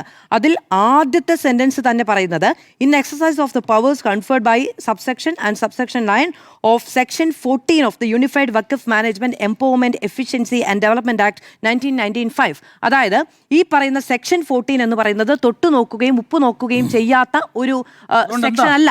ഞാൻ എന്തുകൊണ്ടാണെന്ന് ഞാൻ പറഞ്ഞോളാം, ഞാൻ ഇവിടെ ഇരിക്കുന്നുണ്ടല്ലോ. ഞാൻ പറഞ്ഞോളാം എന്തുകൊണ്ടാണെന്ന് പറയാനാണല്ലോ ഞാൻ എൻ്റെ അവസരം ഉന്നയിക്കുന്നത്. അപ്പോൾ ഈ സെക്ഷൻ 14 എന്ന് പറയുന്നത് ഇതുവരെ ആരും തൊട്ടു നോക്കാത്ത ഒന്നല്ല. രാഷ്ട്രീയമായി CPMന്, കോൺഗ്രസിന്, ലീഗിന് ഒക്കെ സെക്ഷൻ 14 ബന്ധപ്പെട്ട് മുസ്ലിം ഇതര സമുദായത്തിൽപ്പെട്ട ആളുകളെ ഇതിൽ ഉൾക്കൊള്ളിക്കുന്നതിൽ രാഷ്ട്രീയമായ എതിരഭിപ്രായമുണ്ട്. ഒരു മതത്തിന്റെ കാര്യങ്ങളിൽ മറ്റു മതസ്ഥർ ഇടപെടരുത് എന്നുള്ളത് തന്നെയാണ്. അത് രാഷ്ട്രീയമായ നിലപാട് എന്നുള്ളത് മാത്രമല്ല, അത് സാമുദായിക സൗഹാർദ്ദത്തിനും ഐക്യത്തിനും ഇന്ത്യയുടെ മതനിരപേക്ഷ കാഴ്ചപ്പാടിനും ഒക്കെ അതുതന്നെയാണ് നല്ലത് എന്ന അഭിപ്രായമുള്ളവരാണ് നമ്മളിൽ ഭൂരിപക്ഷവും എന്ന് ഞാൻ വിചാരിക്കുകയും ചെയ്യുന്നു. അത് രാഷ്ട്രീയ നിലപാടാണ്. സർക്കാരുകൾ തുടർച്ചയാണ്, കഴിഞ്ഞ സർക്കാർ ആ നിലപാടാണ് കോടതിയിൽ സ്വീകരിച്ചത്. അതായത് ഈ കേസിൽ നേരത്തെ പറഞ്ഞതുപോലെ ഈ കേസിലെ ആദ്യത്തെ 4 കക്ഷികളും സർക്കാരുമായി ബന്ധപ്പെട്ട് തന്നെയാണ്. ഞാൻ വിചാരിക്കുന്ന എൻ ശംസുദ്ദീൻ ഈ ഹൈക്കോടതിയിൽ സ്വീകരിച്ച നിലപാടുമായി ബന്ധപ്പെട്ട് കക്ഷി ചേർന്നിട്ടില്ല എന്നാണ് പറയുന്നത് എന്നാണ്. അല്ലാതെ 2025 കോടതിയിൽ വന്നിരിക്കുന്ന ഈ പറയുന്ന ഹർജിയിൽ അതിന്റെ ഒന്നാമത്തത് സ്റ്റേറ്റ് ഓഫ് കേരളയാണ്, രണ്ടാമത്തത് അഡീഷണൽ ചീഫ് സെക്രട്ടറിയാണ്, മൂന്നാമത്തത് ഹൈക്കോടതിയിൽ സർക്കാർ പാർട്ടിയല്ലേ. ഞാൻ പറയട്ടെ, സ്റ്റേറ്റ്മെന്റിന്റെ അവസാനത്തോട് വായിച്ചു. മൂന്നാമത്തേത് എന്താ പറഞ്ഞിരിക്കുന്നത്? അങ്ങയുടെ അവസരത്തിൽ വായിച്ചോളൂ. മൂന്നാമത്തേത് എൻ ശംസുദ്ദീൻ പറഞ്ഞ കാര്യമാണ് ഞാൻ പറഞ്ഞത്. അദ്ദേഹം പറഞ്ഞ കാര്യം എന്നാണ് ഞാൻ പറഞ്ഞത്. മൂന്നാമത്തേത് സെക്രട്ടറിയാണ്, സെക്രട്ടറി ലോ ഡിപ്പാർട്ട്മെന്റ് ആണ്, നാലാമത്തത് കേരള സ്റ്റേറ്റ് വഖഫ് ബോർഡാണ്. സെക്രട്ടറി ലോ ഡിപ്പാർട്ട്മെന്റ് നാലാമത്തത്, മൂന്നാമത്തത് secretary directorate of minority welfare ആണ്. ഈ 4ഉം സംസ്ഥാന സർക്കാരുമായി ബന്ധപ്പെട്ട് നിൽക്കുന്നത് തന്നെയാണ്. അതിൽ തർക്കമൊന്നുമില്ല. എൻ ശംസുദ്ദീൻ അതിൽ ക്ലാരിറ്റി വരുത്തേണ്ടതുണ്ട് എന്നാണ് ഞാൻ വിചാരിക്കുന്നത്. അതായത് സുപ്രീം കോടതിയിലാണോ ഹൈക്കോടതിയിലാണോ ഈ കാര്യത്തിൽ കക്ഷിയല്ല എന്ന് പറഞ്ഞതിൽ എൻ ശംസുദ്ദീന് ഫാക്ച്വൽ ആയിട്ടുള്ള എറേഴ്സ് ഉണ്ടായിട്ടുണ്ടെങ്കിൽ അദ്ദേഹം അത് ക്ലാരിഫൈ ചെയ്യേണ്ടതാണ്. വഖഫ് മന്ത്രി കൂടിയാണ്. ഇപ്പം തീർന്നല്ലോ അല്ലെ? ഒരു കാര്യം പൂർണ്ണമായിട്ട് പറയാൻ ഡോക്ടർ അരുൺകുമാർ ഒരു സെന്റൻസ് പൂർത്തിയാകുമ്പോഴാണ് മിണ്ടരുത്. ഞാൻ പറയട്ടെ, ഒരു സെന്റൻസ് പൂർത്തിയാക്കി കഴിയുമ്പോഴാണ് അതിൽ ക്ലാരിറ്റി ഉണ്ടോ ഇല്ലയോ എന്ന് അളന്നു നോക്കുക. ഇനി പറഞ്ഞു എനിക്ക് തോന്നുന്നു എന്ന് പറഞ്ഞു കഴിഞ്ഞാൽ സെന്റൻസ് പൂർത്തിയായപ്പോഴാണ് ഇടപെട്ടത്. ഇപ്പൊ തിരുത്തിയല്ല, ഞാൻ ക്ലാരിറ്റി വരുത്തി എന്റെ നിലപാടിൽ. അല്ലല്ല, അത് അങ്ങയുടെ കാര്യത്തെ നോക്കിയാൽ മതി. ഒരാളൊരു അഭിപ്രായം പറയാൻ നല്ല തിരുത്തലുകൾ അംഗീകരിക്കും. നല്ല തിരുത്തലല്ല ഡോക്ടർ അരുൺകുമാർ, ഞാൻ എന്റെ നിലപാടാണ് പറഞ്ഞത്. അങ്ങ് അതിനകത്ത് ഇടപെട്ടത് കൊണ്ട് മാത്രം അതൊരു തിരുത്തലായി മാറുകയില്ല. നിലപാടെന്താ ശംസുദ്ദീൻ പറഞ്ഞത്? അത് അദ്ദേഹം ക്ലാരിഫിക്കേഷൻ വരുത്തേണ്ടതാണ്.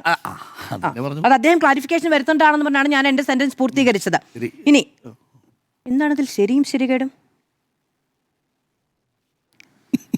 ശരിയാണോ? അല്ലല്ല, ശരിയും ശരികേടും ഡിസ്കഷൻ ചിരിക്കാനുള്ളതാണെന്ന് ഒരു കൺസൾട്ടിംഗ് അഡ്വൈസർക്ക് തോന്നുന്നത് കോമഡി ആയിട്ടോ. അതിലും ചിരിക്കാൻ ശരി, ഓക്കെ. അപ്പോ ഇനി ഷോൺ ജോർജിന്റെ ഹർജി എന്ന് പറയുന്നത് ഈ സെക്ഷൻ 14 അനുസരിച്ചുള്ള മാനദണ്ഡങ്ങൾ പാലിച്ചിട്ടില്ല എന്ന് പറഞ്ഞുകൊണ്ടാണ് അത് കോടതിയിലേക്ക് എത്തുകയാണ്. സംസ്ഥാന സർക്കാർ ഇനി വേറെ ഒരു കാര്യം കൂടിയുണ്ട്. ഇപ്പം നിയമമന്ത്രി പി രാജീവ് അടക്കം പറഞ്ഞൊരു കാര്യം എന്ന് പറയുന്നത് ഇപ്പോൾ മുൻ നിയമമന്ത്രി ഇപ്പോൾ സർക്കാർ ഈ വഖഫ് ബോർഡുമായി ബന്ധപ്പെട്ടൊരു നിലപാട് പറഞ്ഞതുകൊണ്ട് സുപ്രീം കോടതിയിൽ കൊടുത്തിരിക്കുന്ന ഹർജികളിൽ അതിന് ഒരു എതിരഭിപ്രായം ഉണ്ടാകും, അല്ലെങ്കിൽ ഒരു പ്രത്യാഘാതം ഉണ്ടാകും എന്നുള്ളതാണ്. നേരത്തെ അഡ്വക്കേറ്റ് പ്രശാന്ത് പത്മനാഭൻ നമ്മുടെ 7 മണി ചർച്ചയിലുണ്ടായിരുന്നു. അദ്ദേഹം പറഞ്ഞൊരു കാര്യം, ഒരു നിയമത്തിന് ഈ സ്റ്റോപ്പൽ എന്ന് പറയുന്നത് ബാധകമല്ല എന്നതാണ് പറയുന്നത്. അതായത് ഒരു തവണ ഇങ്ങനൊരു നിലപാട് സ്വീകരിച്ചാൽ അത് ഒരു ഹർജിയുമായി ബന്ധപ്പെട്ടാണ്. ഒരു ഹർജിയുമായി ബന്ധപ്പെട്ടൊരു നിലപാട് സ്വീകരിച്ച് അടുത്ത തവണ വിചാരണ വേളയിൽ വരുമ്പോൾ മറ്റൊരു നിലപാട് സ്വീകരിക്കാൻ കഴിയില്ല. പക്ഷേ ഇത് നിയമം വന്നിരിക്കുന്നതിനെതിരെ കൊടുത്ത ഹർജിയാണ് ഒന്ന്.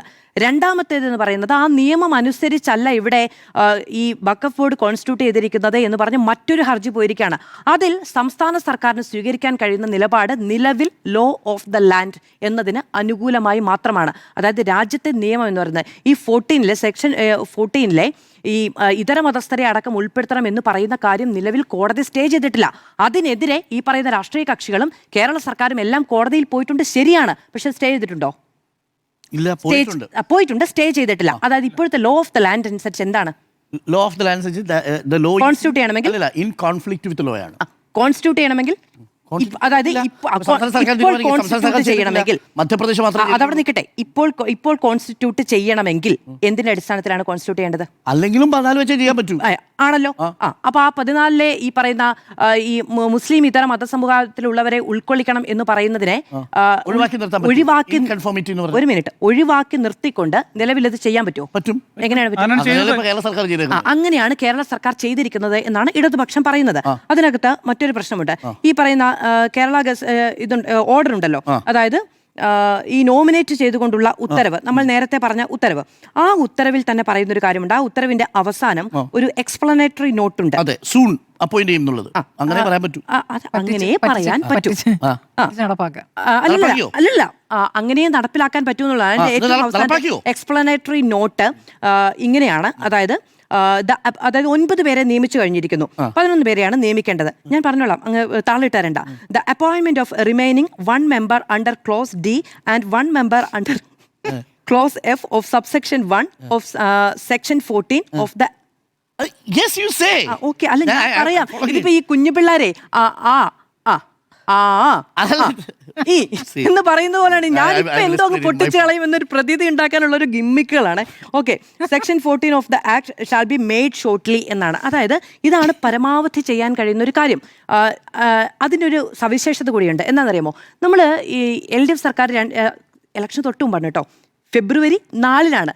അപ്പോൾ ഞങ്ങൾ ഈ ബാക്കിയുള്ള രണ്ടുപേരെ ഇതാണ് ആ sentence, shall be made shortly എന്ന് പറയുമ്പം ഈ ഷോർട്ട്ലിക്കുള്ളിൽ ഈ സർക്കാരിന് തീരുമാനമെടുക്കേണ്ടി വരില്ല. അത് ഇലക്ഷന് ശേഷം മാത്രമേ തീരുമാനമെടുക്കാൻ പറ്റുള്ളൂ എന്നൊരു കൗതുകകരമായ കാര്യം കൂടിയുണ്ട്. ഇനി അങ്ങനെ ചെയ്യുമ്പോൾ തന്നെ അതിനൊരു പ്രത്യേകത ഉള്ളത് എന്താണെന്ന് വെച്ചിട്ടുണ്ടെങ്കിൽ ഇത് കോടതിയിൽ വന്നതിന് ശേഷമല്ല. അതായത് കൈതാർത്തിച്ചോളൂ. അപ്പം ഈ ഇലക്ഷന് ഈ ആദ്യം ഈ ബോർഡിനെ 2026 ഫെബ്രുവരിയിൽ ബോർഡ് കോൺസ്റ്റിറ്റ്യൂട്ട് ചെയ്തതിൻ്റെ കാര്യത്തിൽ LDF സർക്കാരിന് കോടതിയിലേക്ക് പോകേണ്ടി വന്നിട്ടില്ല. കോടതിയിൽ ഒരഭിപ്രായം പറയേണ്ടി വന്നിട്ടില്ല. ഇപ്പം നമ്മൾ ഈ ശബരിമല കേസുമായി ബന്ധപ്പെട്ട്, അതായത് ശബരിമല യുവതീ പ്രവേശനവുമായി ബന്ധപ്പെട്ട് കേസ് വന്നപ്പോൾ നമ്മൾ പറഞ്ഞല്ലോ ഫർക്കാരിന് ഇങ്ങനെ ഒരു അഭിപ്രായം രേഖപ്പെടുത്തേണ്ടി വരില്ല തൽക്കാലം എന്നുള്ളത്. അത് ഇവിടെയും സാഹചര്യമാണ്. ഈ LDF സർക്കാരിന് 2026 ഫെബ്രുവരി 26-ന് ഈ ഫെബ്രുവരി 4-ന് ഈ ഇങ്ങനെ ഒരു ബോർഡ് കോൺസ്റ്റിറ്റ്യൂട്ട് ചെയ്തതിനെ കുറിച്ച് കോടതിയിൽ ഒരു അഭിപ്രായം പറയേണ്ടി വന്നിട്ടില്ല. ഞാൻ പറയട്ടെ, ഞാൻ പൂർത്തീകരിക്കട്ടെ. പറയേണ്ടി വന്നാൽ എന്ത് സംഭവിക്കും? അത് അവരോട് പോയി ചോദിക്കുക. അങ്ങേക്ക് അതിന്റെ അങ്ങ് സ്പോക്ക് പേഴ്സൺ ആണെങ്കിൽ ഞാനൊന്ന് പറഞ്ഞോട്ടെ. ഞാനൊന്ന് പറഞ്ഞോട്ടെ. സെക്ഷൻ 22 അങ്ങ് അങ്ങയുടെ കൂട്ടത്തിൽ പറഞ്ഞു. താങ്കൾ പറഞ്ഞത് സെക്ഷൻ 22 പ്രകാരം 2 വേക്കൻസി ഇല്ല എന്ന് കരുതി ആ നിയമനം ഇൻവാലിഡ് ആവില്ല. അതല്ല ഞാനിവിടെ പറഞ്ഞത്. അത് കേൾക്കണം, ചോദ്യം ചോദിക്കായിരുന്ന പോരാ. അതായത് 2 നിയമനം നടത്തിയിട്ടില്ല, താമസിയാതെ നിയമനം നടത്തും എന്നുള്ളതാണ് സംസ്ഥാന സർക്കാർ പറഞ്ഞത്. അങ്ങനെ നിയമനം നടത്താൻ പാടുണ്ടോ? അങ്ങനെ നിയമനം നടത്താൻ പാടുണ്ടല്ലോ സെക്ഷൻ 22 പ്രകാരം. പിന്നെ അതിനകത്ത് എന്താ കുഴപ്പം? അതാണ് ഞാൻ ചോദിക്കുന്നത്. LDF സർക്കാരിന്റെ ആ 2 സീറ്റ് ഒഴിച്ചിട്ടതിൽ എന്താ കുഴപ്പം? അത് പറയൂ. കുഴപ്പമില്ല എന്നാണ് ഞാൻ പറഞ്ഞത്. പക്ഷേ അത് കോടതിയിൽ, അതായത് രാഷ്ട്രീയമായി അങ്ങനെ ഒരു സർക്കാരിന് ചെയ്യാം. എപ്പോൾ കോടതിയിൽ ആ കാര്യം വന്നിട്ടില്ല എങ്കിൽ ഭാഗമല്ലേ സെക്ഷൻ 22. ഈ ബോർഡ്, അതായത് 2026 ഫെബ്രുവരി 24-ന് കോൺസ്റ്റിറ്റ്യൂട്ട് ചെയ്തിരിക്കുന്ന ഈ പറയുന്ന ബോർഡിനെ കുറിച്ച് ആ സർക്കാരിന്റെ കാലത്ത് കോടതിയിൽ എന്തെങ്കിലും ഒരു പ്രശ്നം ഉണ്ടായിരുന്നോ? ഇനി ഉണ്ടെങ്കിൽ മറുപടി പറയാൻ അറിയില്ലേ? ഇനി ഉണ്ടെങ്കിൽ തന്നെ എന്താ കുഴപ്പം? അല്ല, ഉണ്ടായിരുന്നോ? അല്ല, എനിക്ക് ഈ പറയുന്ന അമൂർത്തമായ കാര്യങ്ങൾ മറുപടി പറയാൻ അറിയില്ല. അപ്പൊ അല്ലല്ല, അങ്ങ് പറയുന്ന സെക്രട്ടറി എന്നല്ലോ, ഞാൻ പൂർത്തീകരിക്കട്ടെ. അപ്പൊ കോടതിയിൽ ഉണ്ടായിരുന്നില്ല എന്ന് PR സുനിൽ സമ്മതിച്ചു. 2026 ഫെബ്രുവരി 4-ന് LDF സർക്കാർ കോൺസ്റ്റിറ്റ്യൂട്ട് ചെയ്ത ബോർഡുമായി ബന്ധപ്പെട്ട ആ സർക്കാരിന് അധികാരത്തിൽ നിന്ന് ഒഴിയുന്നതുവരെ കോടതിയിൽ ഒരു മറുപടി പറയേണ്ടി വന്ന സാഹചര്യം ഉണ്ടായില്ല. ഇത് ഈ പറയുന്ന ഷാൾ അപ്പോയിന്റ് ഷോർട്ട്ലി എന്ന് അതിൽ എക്സ്പ്ലനേറ്ററി നോട്ടിൽ എഴുതി വെച്ചിരിക്കുന്ന ഒരു കാര്യം വെച്ചാണ് ഷോൺ ജോർജ് കോടതിയിൽ പോയത്. അതായത് അവിടെ അപ്പോയിന്റ് ചെയ്തിട്ടില്ല, അപ്പോയിന്റ് ചെയ്യുമെന്ന് പറഞ്ഞിട്ട് പിന്നീട് അപ്പോയിന്റ് ചെയ്തിട്ടില്ല എന്ന് എഴുതി വെച്ച് എക്സ്പ്ലനേറ്ററി നോട്ടിൽ എഴുതി വെച്ചൊരു കാര്യം വെച്ചാണ് ഷോൺ ജോർജ് കോടതിയിൽ പോയത്. അതിൽ കോടതി ചോദിച്ചതിലാണ് ഈ നിലവിലുള്ള ലോ ഓഫ് ദ ലാൻഡ് വെച്ചിട്ട് ഞങ്ങൾ മുന്നോട്ട് പോകും എന്ന് സംസ്ഥാന സർക്കാർ പറഞ്ഞിരിക്കുന്നത്.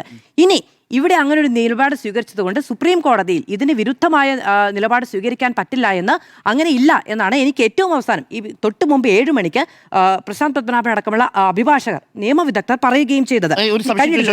ഒരു സംശയം അങ്ങ് പറഞ്ഞതിൽ, ഇപ്പോൾ സുപ്രീം കോടതിയിലേക്ക് പോകുന്നത്, ഇതിന്റെ പെറ്റീഷണർ സുപ്രീം കോടതിയിൽ ഹർജിയുമായി പോയാൽ ഈ റിട്ട് പെറ്റീഷൻ തള്ളുമ്പോൾ സംസ്ഥാന സർക്കാർ ഇതേ സ്റ്റേറ്റ്മെന്റ് ആയിരിക്കും സുപ്രീം കോടതി കൊടുക്കുക, വേറെ നിർബന്ധമില്ലെന്നാണ് പറയുന്നത്. എന്ന് പറഞ്ഞാൽ അതായത് ഇപ്പോഴിങ്ങനെ ഒരു നിലപാട് സ്വീകരിച്ചതുകൊണ്ട് സംസ്ഥാന സർക്കാരിന് സുപ്രീം കോടതിയിൽ ഈ സെക്ഷൻ 14-മായി ബന്ധപ്പെട്ട് ഇതര മതസ്ഥരെ ഉൾക്കൊള്ളിക്കണമെന്ന നിലപാട് സ്വീകരിക്കണമെന്നില്ല എന്നാണ് കുറച്ചു മുമ്പ് വരെ അഭിഭാഷകർ പറഞ്ഞത്. അത് ഈ കേസിലാണ്, ഷോൺ ജോർജുമായി ബന്ധപ്പെട്ട കേസിലാണ്. പക്ഷേ ഈ സെക്ഷൻ 14-മായി ബന്ധപ്പെട്ട കേസിൽ സുപ്രീം കോടതിയിലേക്ക് പോകുമ്പോൾ ഈ നിലപാട് സ്വീകരിക്കണമെന്നില്ല എന്നാണ് നിയമവിദഗ്ധരടക്കം പറയുന്നത്. അതാണ് പറഞ്ഞത്, ഈ സ്റ്റോപ്പിൽ ഇല്ല എന്ന് പറഞ്ഞത്. അങ്ങനെയല്ലോ, ഒരേ കോടതിയിൽ വരുമ്പോൾ പറ്റില്ല. ഇപ്പൊ ഹൈക്കോടതിയിലാണല്ലോ വന്നിരിക്കുന്നത്. സുപ്രീം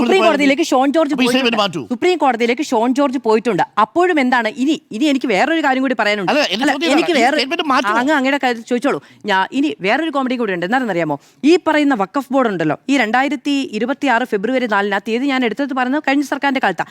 ഈ പറയുന്ന ഈ ബോർഡുമായി ബന്ധപ്പെട്ട് രണ്ടുപേര്, കെ എസ് ഹംസയും പിന്നെ നമ്മുടെ ഉമർ ഫൈസി മുക്കുമാണല്ലോ ഇപ്പോൾ കോടതിയിലേക്ക് പോയിരിക്കുന്നത്. അവർ രണ്ടുപേരും പറയുന്നത് ഈ എന്താണ്, കെ എസ് ഹംസ പറഞ്ഞിരിക്കുന്നത് ഞങ്ങൾക്കിതിൽ എതിർപ്പില്ല എന്നതാണ്. ഉമർ ഫൈസി മുക്കവും പറയുന്നത് ഈ രണ്ടുപേരെ നിയമിക്കണം എന്നാണ്. എന്തുകൊണ്ടാണ് ഇത്? ഈ മതേതര അല്ല മുസ്ലിം ഇതര ആളുകളെ നിയമിക്കുന്നതുമായി ബന്ധപ്പെട്ട് അല്ല ഇവർ കോടതിയിലേക്ക് പോയിരിക്കുന്നത്. മരവിപ്പിക്കൽ എടുത്തു മാറ്റണം എന്നുള്ളതാണ് ഇവരുടെ ഇപ്പോഴത്തെ ആവശ്യം എന്ന് പറയുന്നത്. അവർക്ക് തുടരണം എന്നതാണ്. ആണല്ലോ. ഒരു മിനിറ്റ്. അല്ലല്ല ആണല്ലോ. അങ്ങനെയാണെങ്കിൽ കെ എസ് ഹംസ പിന്നെ എന്തിനാണ് സർക്കാരിന്റെ ഭാഗം പറയേണ്ടത്? കെ എസ് ഹംസ സർക്കാരിന്റെ വാദം പറഞ്ഞോ? എന്താ കെ എസ് ഹംസ പറഞ്ഞില്ലെന്നല്ലേ പറഞ്ഞത്? സർക്കാരിന്റെ വാദം പറഞ്ഞു. നോൺ മുസ്ലിംസിനെ ഉൾപ്പെടുത്തുന്നത് സംബന്ധിച്ച് കെ എസ് ഹംസ പറഞ്ഞിട്ടില്ല എന്നല്ലേ പറഞ്ഞത്? അല്ല, സർക്കാരിന്റെ വാദം പറഞ്ഞോ? സർക്കാരിന്റെ വാദം പറയാഞ്ഞത് എന്താണെന്ന് ചോദിച്ചത്. സർക്കാരിന്റെ LDF സർക്കാരിന്റെ വാദം പറയാഞ്ഞത് എന്താണെന്നല്ലേ താങ്കൾ ചോദിച്ചത്? അതെ, പറയണമായിരുന്നോ? പറയണമായിരുന്നു. പ്രയർ ഞാനിവിടെ പറഞ്ഞല്ലോ. അത് വ്യത്യാസമല്ലേ? അല്ലല്ല, കെ എസ് ഹംസയുടെ പ്രയർ എന്ന് പറയുന്നത് അങ്ങനെയാണെങ്കിൽ ഇങ്ങനല്ലേ. ഓക്കെ, അപ്പോൾ കെ എസ് ഹംസയുടെ പ്രയർ എന്ന് പറയുന്നത് ഈ മൂലധന ചെലവോ അല്ലെങ്കിൽ നയപരമായ തീരുമാനങ്ങളോ എടുക്കുന്നതിൽ നിന്ന് ഈ ബോർഡിനെ മരവിപ്പിച്ച് നിർത്തിയിരിക്കുന്ന കാര്യം മാറ്റണം എന്നത് മാത്രമാണ്. അതിന് മുഴുവനായിട്ടും മാറ്റാതെ ഈ രണ്ടുപേരെ ഉൾക്കൊള്ളിച്ചോളൂ എന്നതാണ് കെ എസ് ഹംസ പറയുന്നത്. അത് തന്നെയാണ് ഉമർ ഫൈസി മുക്കവും പറയുന്നത്. കെ എസ് ഹംസ കൃത്യമായി പറയുന്ന ഒരു കാര്യമെന്ന് പറയുന്നത് the petitioner herein are not against the constitution of Waqf board in accordance with the section 14 of the unified Waqf management എന്ന്. അതായത് ഞങ്ങൾക്ക് ഈ സെക്ഷൻ 14മായി ബന്ധപ്പെട്ട് ഒരു പരാതിയുമില്ല. സംസ്ഥാന സർക്കാർ ഈ ആളുകളെ നോമിനേറ്റ് ചെയ്ത് തന്നിട്ടുണ്ടെങ്കിൽ ഞങ്ങൾക്ക് ഒരു കുഴപ്പവുമില്ല എന്നത് തന്നെയാണ് കെ എസ് ഹംസ പോയി പറയുന്നത്. ഉമർ ഫൈസി മുക്കം പറയുന്നത് സെക്ഷൻ 14 അദ്ദേഹത്തിന് എതിർപ്പില്ല. അദ്ദേഹത്തെ നോമിനേറ്റ് ചെയ്താരാ? അദ്ദേഹത്തെ നോമിനേറ്റ് ചെയ്ത ഇടത് സർക്കാരല്ലേ? അദ്ദേഹത്തെ നോമിനേറ്റ് ചെയ്ത ഇടത് സർക്കാരല്ലേ? അങ്ങനെയാണെങ്കിൽ അതങ്ങ് ചോദിച്ചത് നന്നായി. എന്താണെന്നറിയാമോ ഇദ്ദേഹം പറയുന്നതിന്റെ കാര്യം? എന്താണെന്നറിയാമോ ഇദ്ദേഹം അതേ പാരഗ്രാഫിൽ പിന്നീട് താഴേക്ക് പറയുന്ന വേറൊരു കാര്യം കൂടിയുണ്ട്. It is submitted that the appointment of the member from bar council is delayed. Okay, അത് കാര്യങ്ങൾ പറഞ്ഞതിന് ശേഷം പറയുന്നുണ്ട് that after a change in the ruling party, the newly formed government did not show any interest in constituting the Waqf board since the present Waqf board members are appointed by the Israel ministry. അതായത് ഈ സർക്കാരിന് സത്യം പറഞ്ഞാൽ ഈ രണ്ടുപേരെയും ഉൾക്കൊള്ളിക്കാൻ, അതായത് മുസ്ലിം ഇതര സമുദായത്തിൽ നിന്നുള്ള ആളുകളെ ഉൾക്കൊള്ളിക്കാൻ ഒരു താല്പര്യവും ഉണ്ടായിരുന്നില്ല എന്നതാണ്. After a change in the ruling party, the newly formed government did not show any interest in constituting the Waqf board since the present Waqf board members are appointed by the Israel ministry and the state government wanted to reconstitute the entire Waqf board with their nominees എന്നാണ് പറയുന്നത്. അപ്പോൾ അദ്ദേഹം തന്നെയാണ് പറയുന്നത് ഞങ്ങൾ ഇടത് സർക്കാരിന്റെ കാലത്ത് നിയമിതരായിരുന്ന ബോർഡായതുകൊണ്ട് ഇവർക്ക് മുഴുവൻ ആളുകളെയും ഇവരുടെ നോമിനീസിനെ ഉൾക്കൊള്ളണം എന്നുള്ളത് കൊണ്ടും അവർക്ക് ഈ രണ്ടുപേരെ ഉൾക്കൊള്ളിക്കാൻ യാതൊരു താല്പര്യവുമില്ലായിരുന്നു. അങ്ങനെ ഈ രണ്ടുപേരെ, അതായത് മുസ്ലിം ഇതര സമുദായത്തിൽ നിന്നുള്ള രണ്ടുപേരെ ഉൾക്കൊള്ളിച്ചുകൊണ്ട് ഇത് റീകോൺസ്റ്റിറ്റ്യൂട്ട് ചെയ്യാൻ ഒരു താല്പര്യവുമില്ലായിരുന്ന ഒരു സർക്കാരിനെ ഷോൺ ജോർജ് പോയി ഒരു കേസ് കൊണ്ടുപോയി കൊടുത്തിട്ട് അതിൽ കോടതി ചോദിക്കുന്നു. അപ്പോൾ സ്വാഭാവികമായും ലോ ഓഫ് ദ ലാൻഡ് എന്ന നിലയ്ക്ക് സംസ്ഥാന സർക്കാരിന് ആ നിലപാട് പറയേണ്ടി വരുന്നു എന്നാണ് ഞാൻ മനസ്സിലാക്കുന്നത്. ശരി, എനിക്ക് ഒരു ചോദ്യം മാത്രമുണ്ട്, അതിനുശേഷം നമുക്ക് ഞാൻ എൻ്റെ ഊഴത്തിലേക്ക് വരാം. ആ ചോദ്യം ഇതാണ്: ഈ കെ എസ് ഹംസ തനിക്ക് എതിർപ്പുണ്ട് എന്ന് പറയാനുള്ള ലോക്കൽ സ്റ്റാൻഡ് കെ എസ് ഹംസയ്ക്കുണ്ടോ? കാരണം ഇതിൽ നോമിനേറ്റ് ചെയ്യുന്ന അതോറിറ്റിയായ ഗവൺമെൻറ് അല്ലേ അതിനകത്ത് ഒബ്ജക്ഷൻ പറയുക? വഖഫ് ബോർഡിനെ നോമിനേറ്റ് ചെയ്യുന്നത് വഖഫ് ബോർഡാണോ? അത് സ്റ്റേറ്റ് സർക്കാരല്ലേ? അപ്പോൾ ആരാണ് അതിൽ അഭിപ്രായം പറയേണ്ടത്? അല്ല, അദ്ദേഹത്തിന് എതിർപ്പില്ല എന്ന് പറഞ്ഞു എന്നേ ഞാൻ പറഞ്ഞുള്ളൂ. അത് വഖഫ് ബോർഡിന് എതിർപ്പുണ്ടെന്ന് പറയാൻ പറ്റുമോ? വഖഫ് ബോർഡിന് എതിർപ്പുണ്ടെന്ന് പറയാൻ പറ്റില്ല, സർക്കാരിനും പറ്റില്ല. പിന്നെ സർക്കാരിന് പറ്റും. ഇല്ലില്ല, സർക്കാരിന് പറ്റിയതുകൊണ്ടാണ് സർക്കാർ 4 റിട്ടുകളുമായിട്ട് 70ഓളം പരാതിയുമായിട്ട് സുപ്രീം കോടതി. അതായത് സർക്കാർ പോയത് വഖഫ് നിയമം വന്നപ്പോൾ അതിനെതിരായി അതിനകത്തെ ക്ലോസുകളും സബ് ക്ലോസുകളുമായി ബന്ധപ്പെട്ട് കോടതിയിൽ പോയി. സർക്കാരിന് വഖഫ് നിയമത്തിനെതിരെ പോകാൻ പറ്റും. പക്ഷേ കോടതിയിൽ നിലവിൽ വിധി പറയാനിരിക്കുന്ന ഒരു കേസിൽ ഇപ്പോൾ പറയേണ്ടുന്ന കാര്യത്തിൽ ഇപ്പോൾ നാട്ടിൽ നിലവിലുള്ള നിയമം അനുസരിച്ച് നിലപാടെടുക്കാം. ശരി, പൗരത്വ നിയമത്തിന്റെ വിഷയത്തിൽ അങ്ങനെയാണോ സംസ്ഥാന സർക്കാർ നിലപാടെടുത്തത്? ലേബർ കോഡിന്റെ വിഷയത്തിൽ സംസ്ഥാന സർക്കാർ നിലപാട് ഇവിടെ പ്രമേയം പാസ്സാക്കി. അതൊന്നും കോടതിയിലേക്ക് ഇപ്പോൾ നടപ്പിലാക്കണം എന്ന് പറഞ്ഞുകൊണ്ട് ഒരു കേസിന് അഭിമുഖീകരിക്കേണ്ടി വന്നിട്ടില്ല. അല്ലെങ്കിൽ നിലപാടെടുക്കണമെന്ന് ഞാനും ഒരു സാറും പറയുന്നത് പറ്റത്തില്ല. അത് ഞാൻ നേരത്തെ പറഞ്ഞല്ലോ. സംസ്ഥാന സർക്കാർ ഇവിടെ പ്രമേയം പാസ്സാക്കിയിട്ടുണ്ട്. അപ്പൊ അവിടുന്ന് പോയി ഈ 11 പേരെ നിയമിക്കേണ്ടടുത്ത് 9 പേരെ മാത്രമാണ് സംസ്ഥാന സർക്കാർ മുഴുവൻ പേരെ നിയമിക്കണമെന്നില്ല. ആണല്ലോ. അപ്പൊ സംസ്ഥാന സർക്കാർ ചെയ്ത് ശരിയാണല്ലോ, അതെ, നിയമപരമായി ശരിയാണല്ലോ. ഞാൻ പറഞ്ഞല്ലോ ആ രണ്ടുപേരെ നിയമിക്കാതിന്റെ കാരണം എന്താണ്? സുപ്രീം കോടതിയിൽ കേസ് ഇരിക്കുന്നത് കൊണ്ടാണ്. കോടതിയിൽ കേസ് ഇരിക്കുന്നത് കൊണ്ടും അവർക്ക് രാഷ്ട്രീയമായ വിരുദ്ധാഭിപ്രായം ഉണ്ടായിരുന്നത് കൊണ്ടുമാണ് ആ രണ്ടുപേരെ നിയമിക്കാത്തതിന്റെ പേരിൽ ആ രണ്ടുപേരെ LDF സർക്കാർ നിയമിക്കാത്ത ഡോക്ടർ അരുൺകുമാർ അങ്ങനെ രണ്ടുപേരെ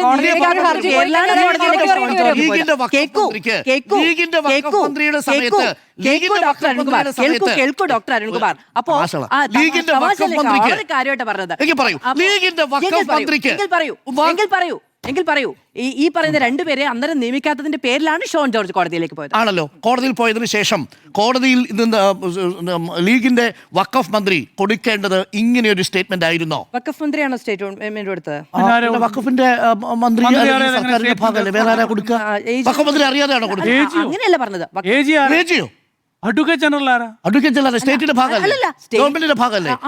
ആരാണ് ഈ പറയുന്നത്? PM സനീർ ഗവൺമെന്റ് എന്താണ് പറയുന്നത്? വഖഫിന്റെ മന്ത്രിയാണോ ഷംസുദ്ദീൻ? നിലപാടെന്ന് തന്നെ ഞാൻ special government pleader to AG. ആരാണ് ഈ പറയുന്ന PM സനീർ? ലീഗിന്റെ റെപ്രസെന്റേറ്റീവ് ആണ്. ലീഗിന്റെ റെപ്രസെന്റേറ്റീവ് ആണ്. ഈ ലീഗിന്റെ റെപ്രസെന്റേറ്റീവ് ആണ്. അപ്പൊ ഷംസുദ്ദീൻ അറിഞ്ഞില്ലേ? അല്ല, സർക്കാരിന്റെ ഉത്തരവാദിത്തം എന്ന് തന്നെയാണ് ഞാൻ പറഞ്ഞത്.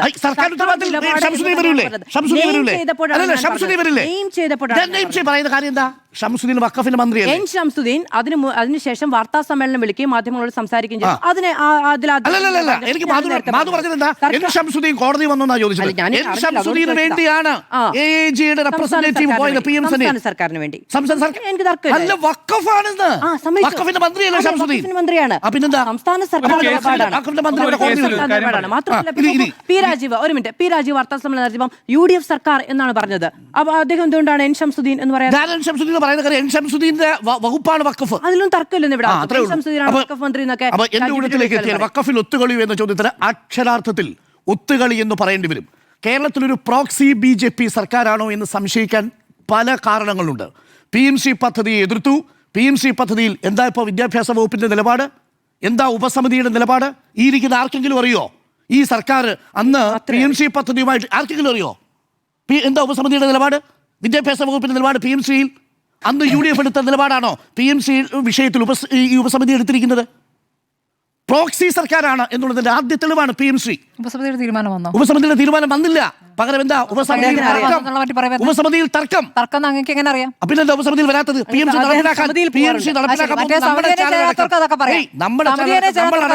നമ്മളടക്കം റിപ്പോർട്ട് ചെയ്തതല്ലേ?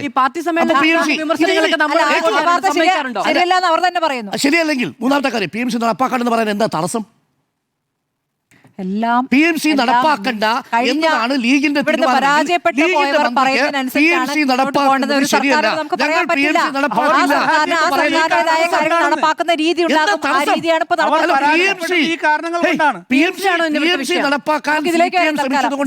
PMCയെ മുന്നിൽ ചൂണ്ടിൽ നിർത്തിക്കൊണ്ട് ന്യൂനപക്ഷങ്ങൾ CPM നോട്ട് ചെയ്യാതിരുന്നത്. ആ ന്യൂനപക്ഷ വോട്ട് വാങ്ങിയതിനു ശേഷം വന്ന ആ വെള്ളാപ്പള്ളിയല്ലേ പോയി മന്ത്രിമാർ കണ്ട് താണു വഴങ്ങിയത്, അങ്ങോട്ട് പോയി എല്ലാ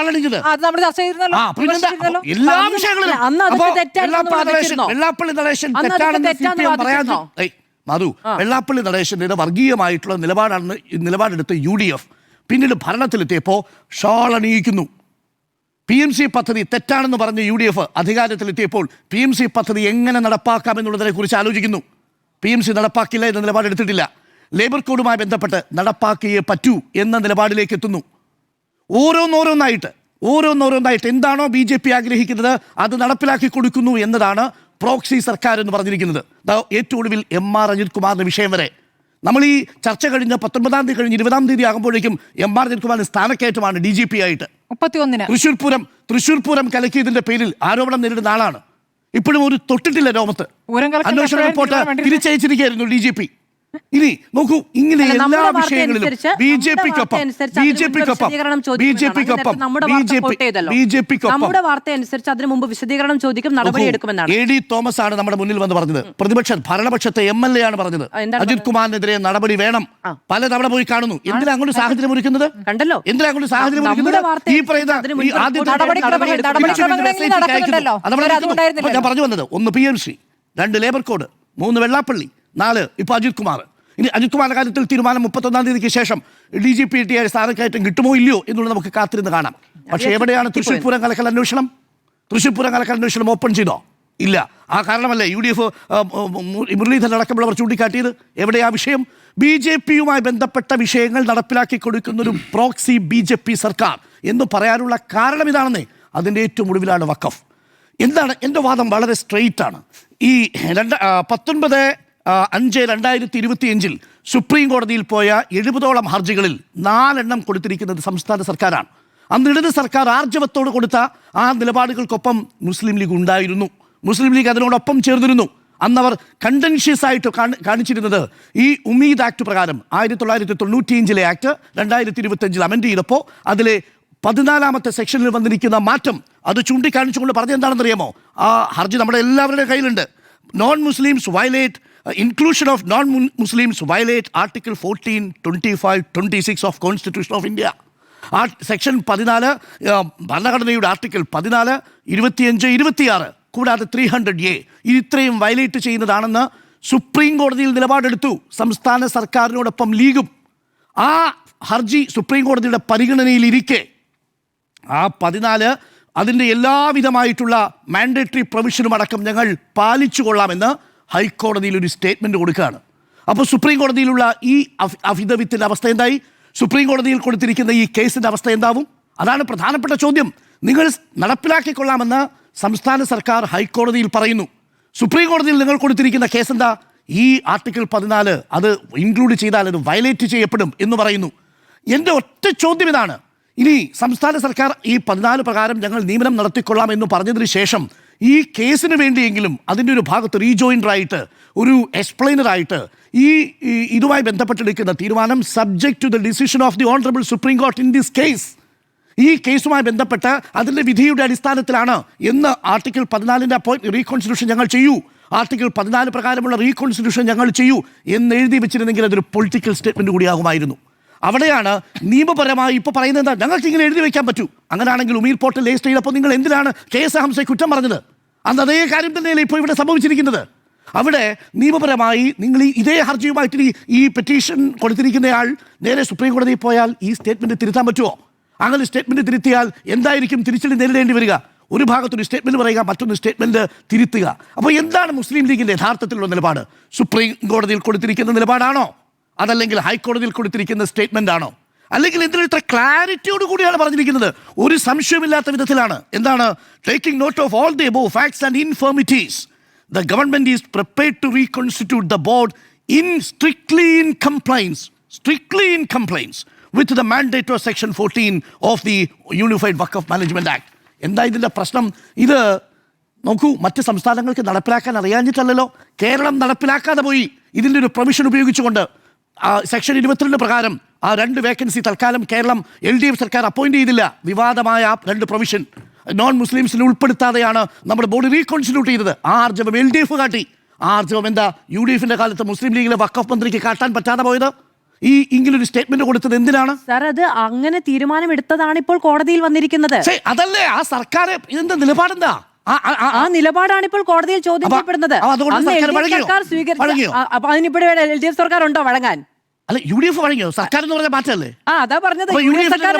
നിലപാടെടുക്കേണ്ടി വരുന്നത് മുസ്ലിം ലീഗിന്റെ നിലപാട് മാറ്റിയോ? അതാ പറഞ്ഞത്. ഹൈക്കോടതി കൊടുത്ത മുസ്ലിം ലീഗ് നിലപാട് മാറ്റിയോ? UDF സർക്കാരിനാണ് നിലപാടെടുക്കേണ്ടി വരുന്നത്. ഈ പറയുന്ന അങ്ങ് പറഞ്ഞ രാഷ്ട്രീയ തീരുമാനത്തിന് കോടതിയിൽ മറുപടി പറയേണ്ടി വരുന്നത് LDF സർക്കാർ അല്ല. എന്റെ വിനീതമായ ചോദ്യം, മാധു മനസ്സിലാക്കിയിരിക്കുന്ന അനുസരിച്ച് UDFിന്റെ നിലപാട് നോൺ മുസ്ലിംസിനെ ഉൾപ്പെടുത്തണമെന്നാണോ? മനസ്സിലായില്ല. നോൺ മുസ്ലിംസിനെ ഈ വഖഫ് ബോർഡിൽ ഉൾപ്പെടുത്തണമെന്നതാണോ UDFിന്റെ നിലപാട്? പിന്നെന്തിനാ ഇങ്ങനെ ഒരു സ്റ്റേറ്റ്മെന്റ് കൊടുത്ത്? അതാ ഞാൻ പറഞ്ഞത്. LDF സർക്കാർ എടുത്ത അങ്ങ് പറഞ്ഞ ധീരമായ നിലപാട് അത് കോടതിയിലേക്ക് വരുന്നു. കോടതിയിൽ വരുമ്പോൾ നിർഭാഗ്യവശാൽ അതിൽ ധീരമായ നിലപാട് കോടതിയിൽ എടുക്കാൻ LDF സർക്കാർ ഇല്ല.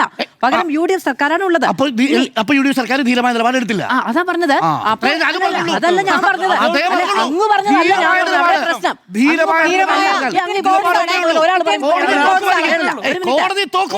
കോടതി നിങ്ങൾ തോക്കുമായിരിക്കും, പക്ഷെ നിങ്ങളുടെ രാഷ്ട്രീയ നിലപാട് സുപ്രീം കോടതിയിലാണ് തെളിയിക്കപ്പെടേണ്ടത്. അതായത് ഈ പറയുന്ന കേസ് ഹംസ ഒറ്റ നീക്കമായിരുന്നു. കോടതിയിൽ തോറ്റാലും സ്മൃതി ഇപ്പൊ മാധു പറഞ്ഞതാ ആ ധീരത.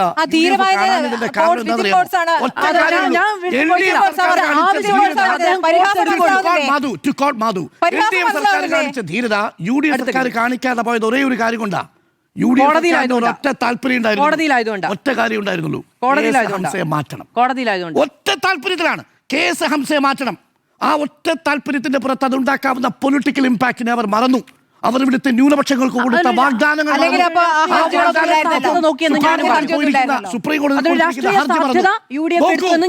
ഇവിടെ തമിഴ്നാട് നടപ്പിലാക്കിയിട്ടില്ല. വെസ്റ്റ് ബംഗാൾ ഞാൻ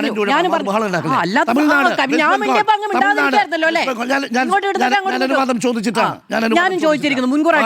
ഇല്ല, മുൻകൂർ അനുവാദം ഒന്നുമില്ലല്ലോ ഈ ചർച്ചയിൽ. നോക്കൂ, വെസ്റ്റ് ബംഗാൾ നടപ്പിലാക്കിയോ? തമിഴ്നാട് നടപ്പിലാക്കിയോ? കേരളം നടപ്പിലാക്കിയില്ല. നോക്കൂ, മധ്യപ്രദേശ് മാത്രമാണ്. മധ്യപ്രദേശിൽ എന്താ അവസ്ഥ? മൈനോറിറ്റി എത്തിയില്ലേ മുസ്ലിങ്ങൾ? ആ സാഹചര്യത്തിലേക്ക് എത്തിയില്ലേ? ഈ 11 അംഗങ്ങളിൽ പ്രിയപ്പെട്ട പ്രേക്ഷകരെ, ഈ സ്റ്റേറ്റ്മെന്റിന്റെ ബലത്തിൽ ഇനി ഒരു സർക്കാരിന്, കേരളത്തിൽ എത്തുന്ന ഏതു സർക്കാരിനും മുസ്ലിങ്ങളെ മൈനോറിറ്റിയാക്കി വഖഫ് ബോർഡ് കൺസ്റ്റിറ്റ്യൂട്ട് ചെയ്യാം. ഇതാണ് ഇതിന്റെ ഇമ്പാക്ട്. ഈ ഇമ്പാക്ട് മനസ്സിലാക്കാതെയാണ് ഈ നിയമത്തിന്റെ സാങ്കേതികതയിൽ പറഞ്ഞുകൊണ്ടിരിക്കുന്നത്. ഈ കേസ് തോക്കുമായിരിക്കും, പക്ഷെ സുപ്രീം കോടതിയിൽ കേസ് ജയിക്കണ്ടേ? സുപ്രീം കോടതിയിൽ ജയിച്ചാലല്ലേ ഇന്ത്യയിലുള്ള ന്യൂനപക്ഷങ്ങളുടെ പ്രോപ്പർട്ടിയിൽ ഈ നോൺ മുസ്ലിം വിഭാഗം ഒഴിവാക്കാനാകൂ. അതല്ലേ മതേതരമായിട്ടുള്ള നിലപാട്. മധു, അങ്ങനെ അത് സ്വാഭാവികമായും അങ്ങനൊരു നീതിയല്ലേ പ്രതീക്ഷിക്കേണ്ടത്? അപ്പൊ എല്ലാം മറന്നു ഒറ്റ ലക്ഷ്യം, എങ്ങനെയെങ്കിലും കേസ് ഹംസയെ പുറത്താക്കണം. അതിനുവേണ്ടി നടത്തിയ നീക്കമാണ് ഇപ്പോൾ ചോദ്യമുനയിൽ നിൽക്കുന്നത്. അതല്ലേ പറഞ്ഞത്. അതിൽ ചർച്ച കേസ് ഹംസയുടെ എന്ത് നിലപാടെടുക്കണം? ദൗർബല്യം UDF സർക്കാർ ദൗർബല്യം ഉണ്ടാ? ഇത് ഞാൻ പറഞ്ഞല്ലോ, ഈ നിയമത്തിന്റെ പരിമിതിയിൽ നിന്നുകൊണ്ട് മാത്രമേ ചെയ്യാൻ പറ്റൂ.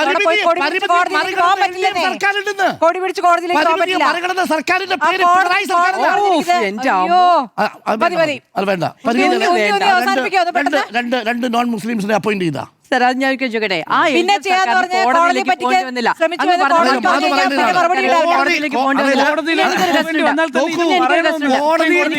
സർക്കാരാണ് പിണറായി സർക്കാർ. എന്നൊന്നും ഞാൻ പറഞ്ഞില്ല. പിണറായി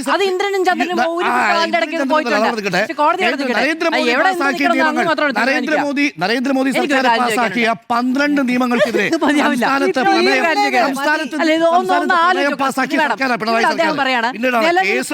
പറഞ്ഞിരിക്കുന്ന സംസ്ഥാന സർക്കാർ എടുത്ത നിലപാട് കൊണ്ട് ഇവിടെ വരുന്ന മറ്റേത് സർക്കാരിനും മുസ്ലിം ഇതര ആളുകളെ ഉൾപ്പെടുത്തിക്കൊണ്ട് ഇത് കോൺസ്റ്റിറ്റ്യൂട്ട് ചെയ്യാമെന്ന് ഞാൻ പറഞ്ഞു തീർക്കട്ടെ ഡോക്ടർ അരുൺകുമാർ. അതിന് സംസ്ഥാന സർക്കാർ കൊടുത്ത നിലപാട് വേണോ? രാജ്യത്ത് അംഗീകരിച്ചിരിക്കുന്ന നിയമമില്ലേ? അതിനെതിരെയല്ലേ പോരാടുന്നത്? ആ പോരാട്ടത്തിലെ ദുർബലമാകുന്നത്. വരുന്ന ഏതൊരു സർക്കാരിനും നിലവിൽ ഈ ആളുകളെ ഉൾക്കൊള്ളിക്കാൻ സംസ്ഥാന സർക്കാർ ഇപ്പൊ കോടതിയിൽ എടുത്ത നിലപാട് വേണോ? നിലപാടിനെ ദുർബലപ്പെടുത്തുന്നു പറയും. പക്ഷെ ഇതിന്റെ അടിസ്ഥാനത്തിൽ ആളുകളെ ഉൾക്കൊള്ളിക്കാമെന്നൊന്നും പറയുന്നത് നിലവിൽ ആക്റ്റീവായിട്ടുള്ള നിലവിലത്തെ ലാൻഡ് അതിന് അനുകൂലമാണ്. ചോദ്യം ചെയ്യപ്പെടാൻ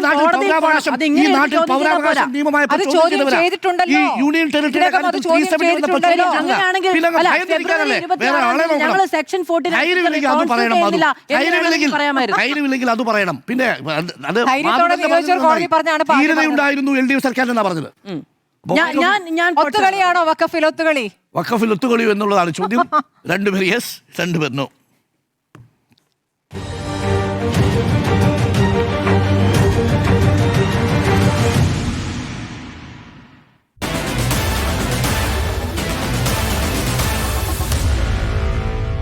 Meet the editors.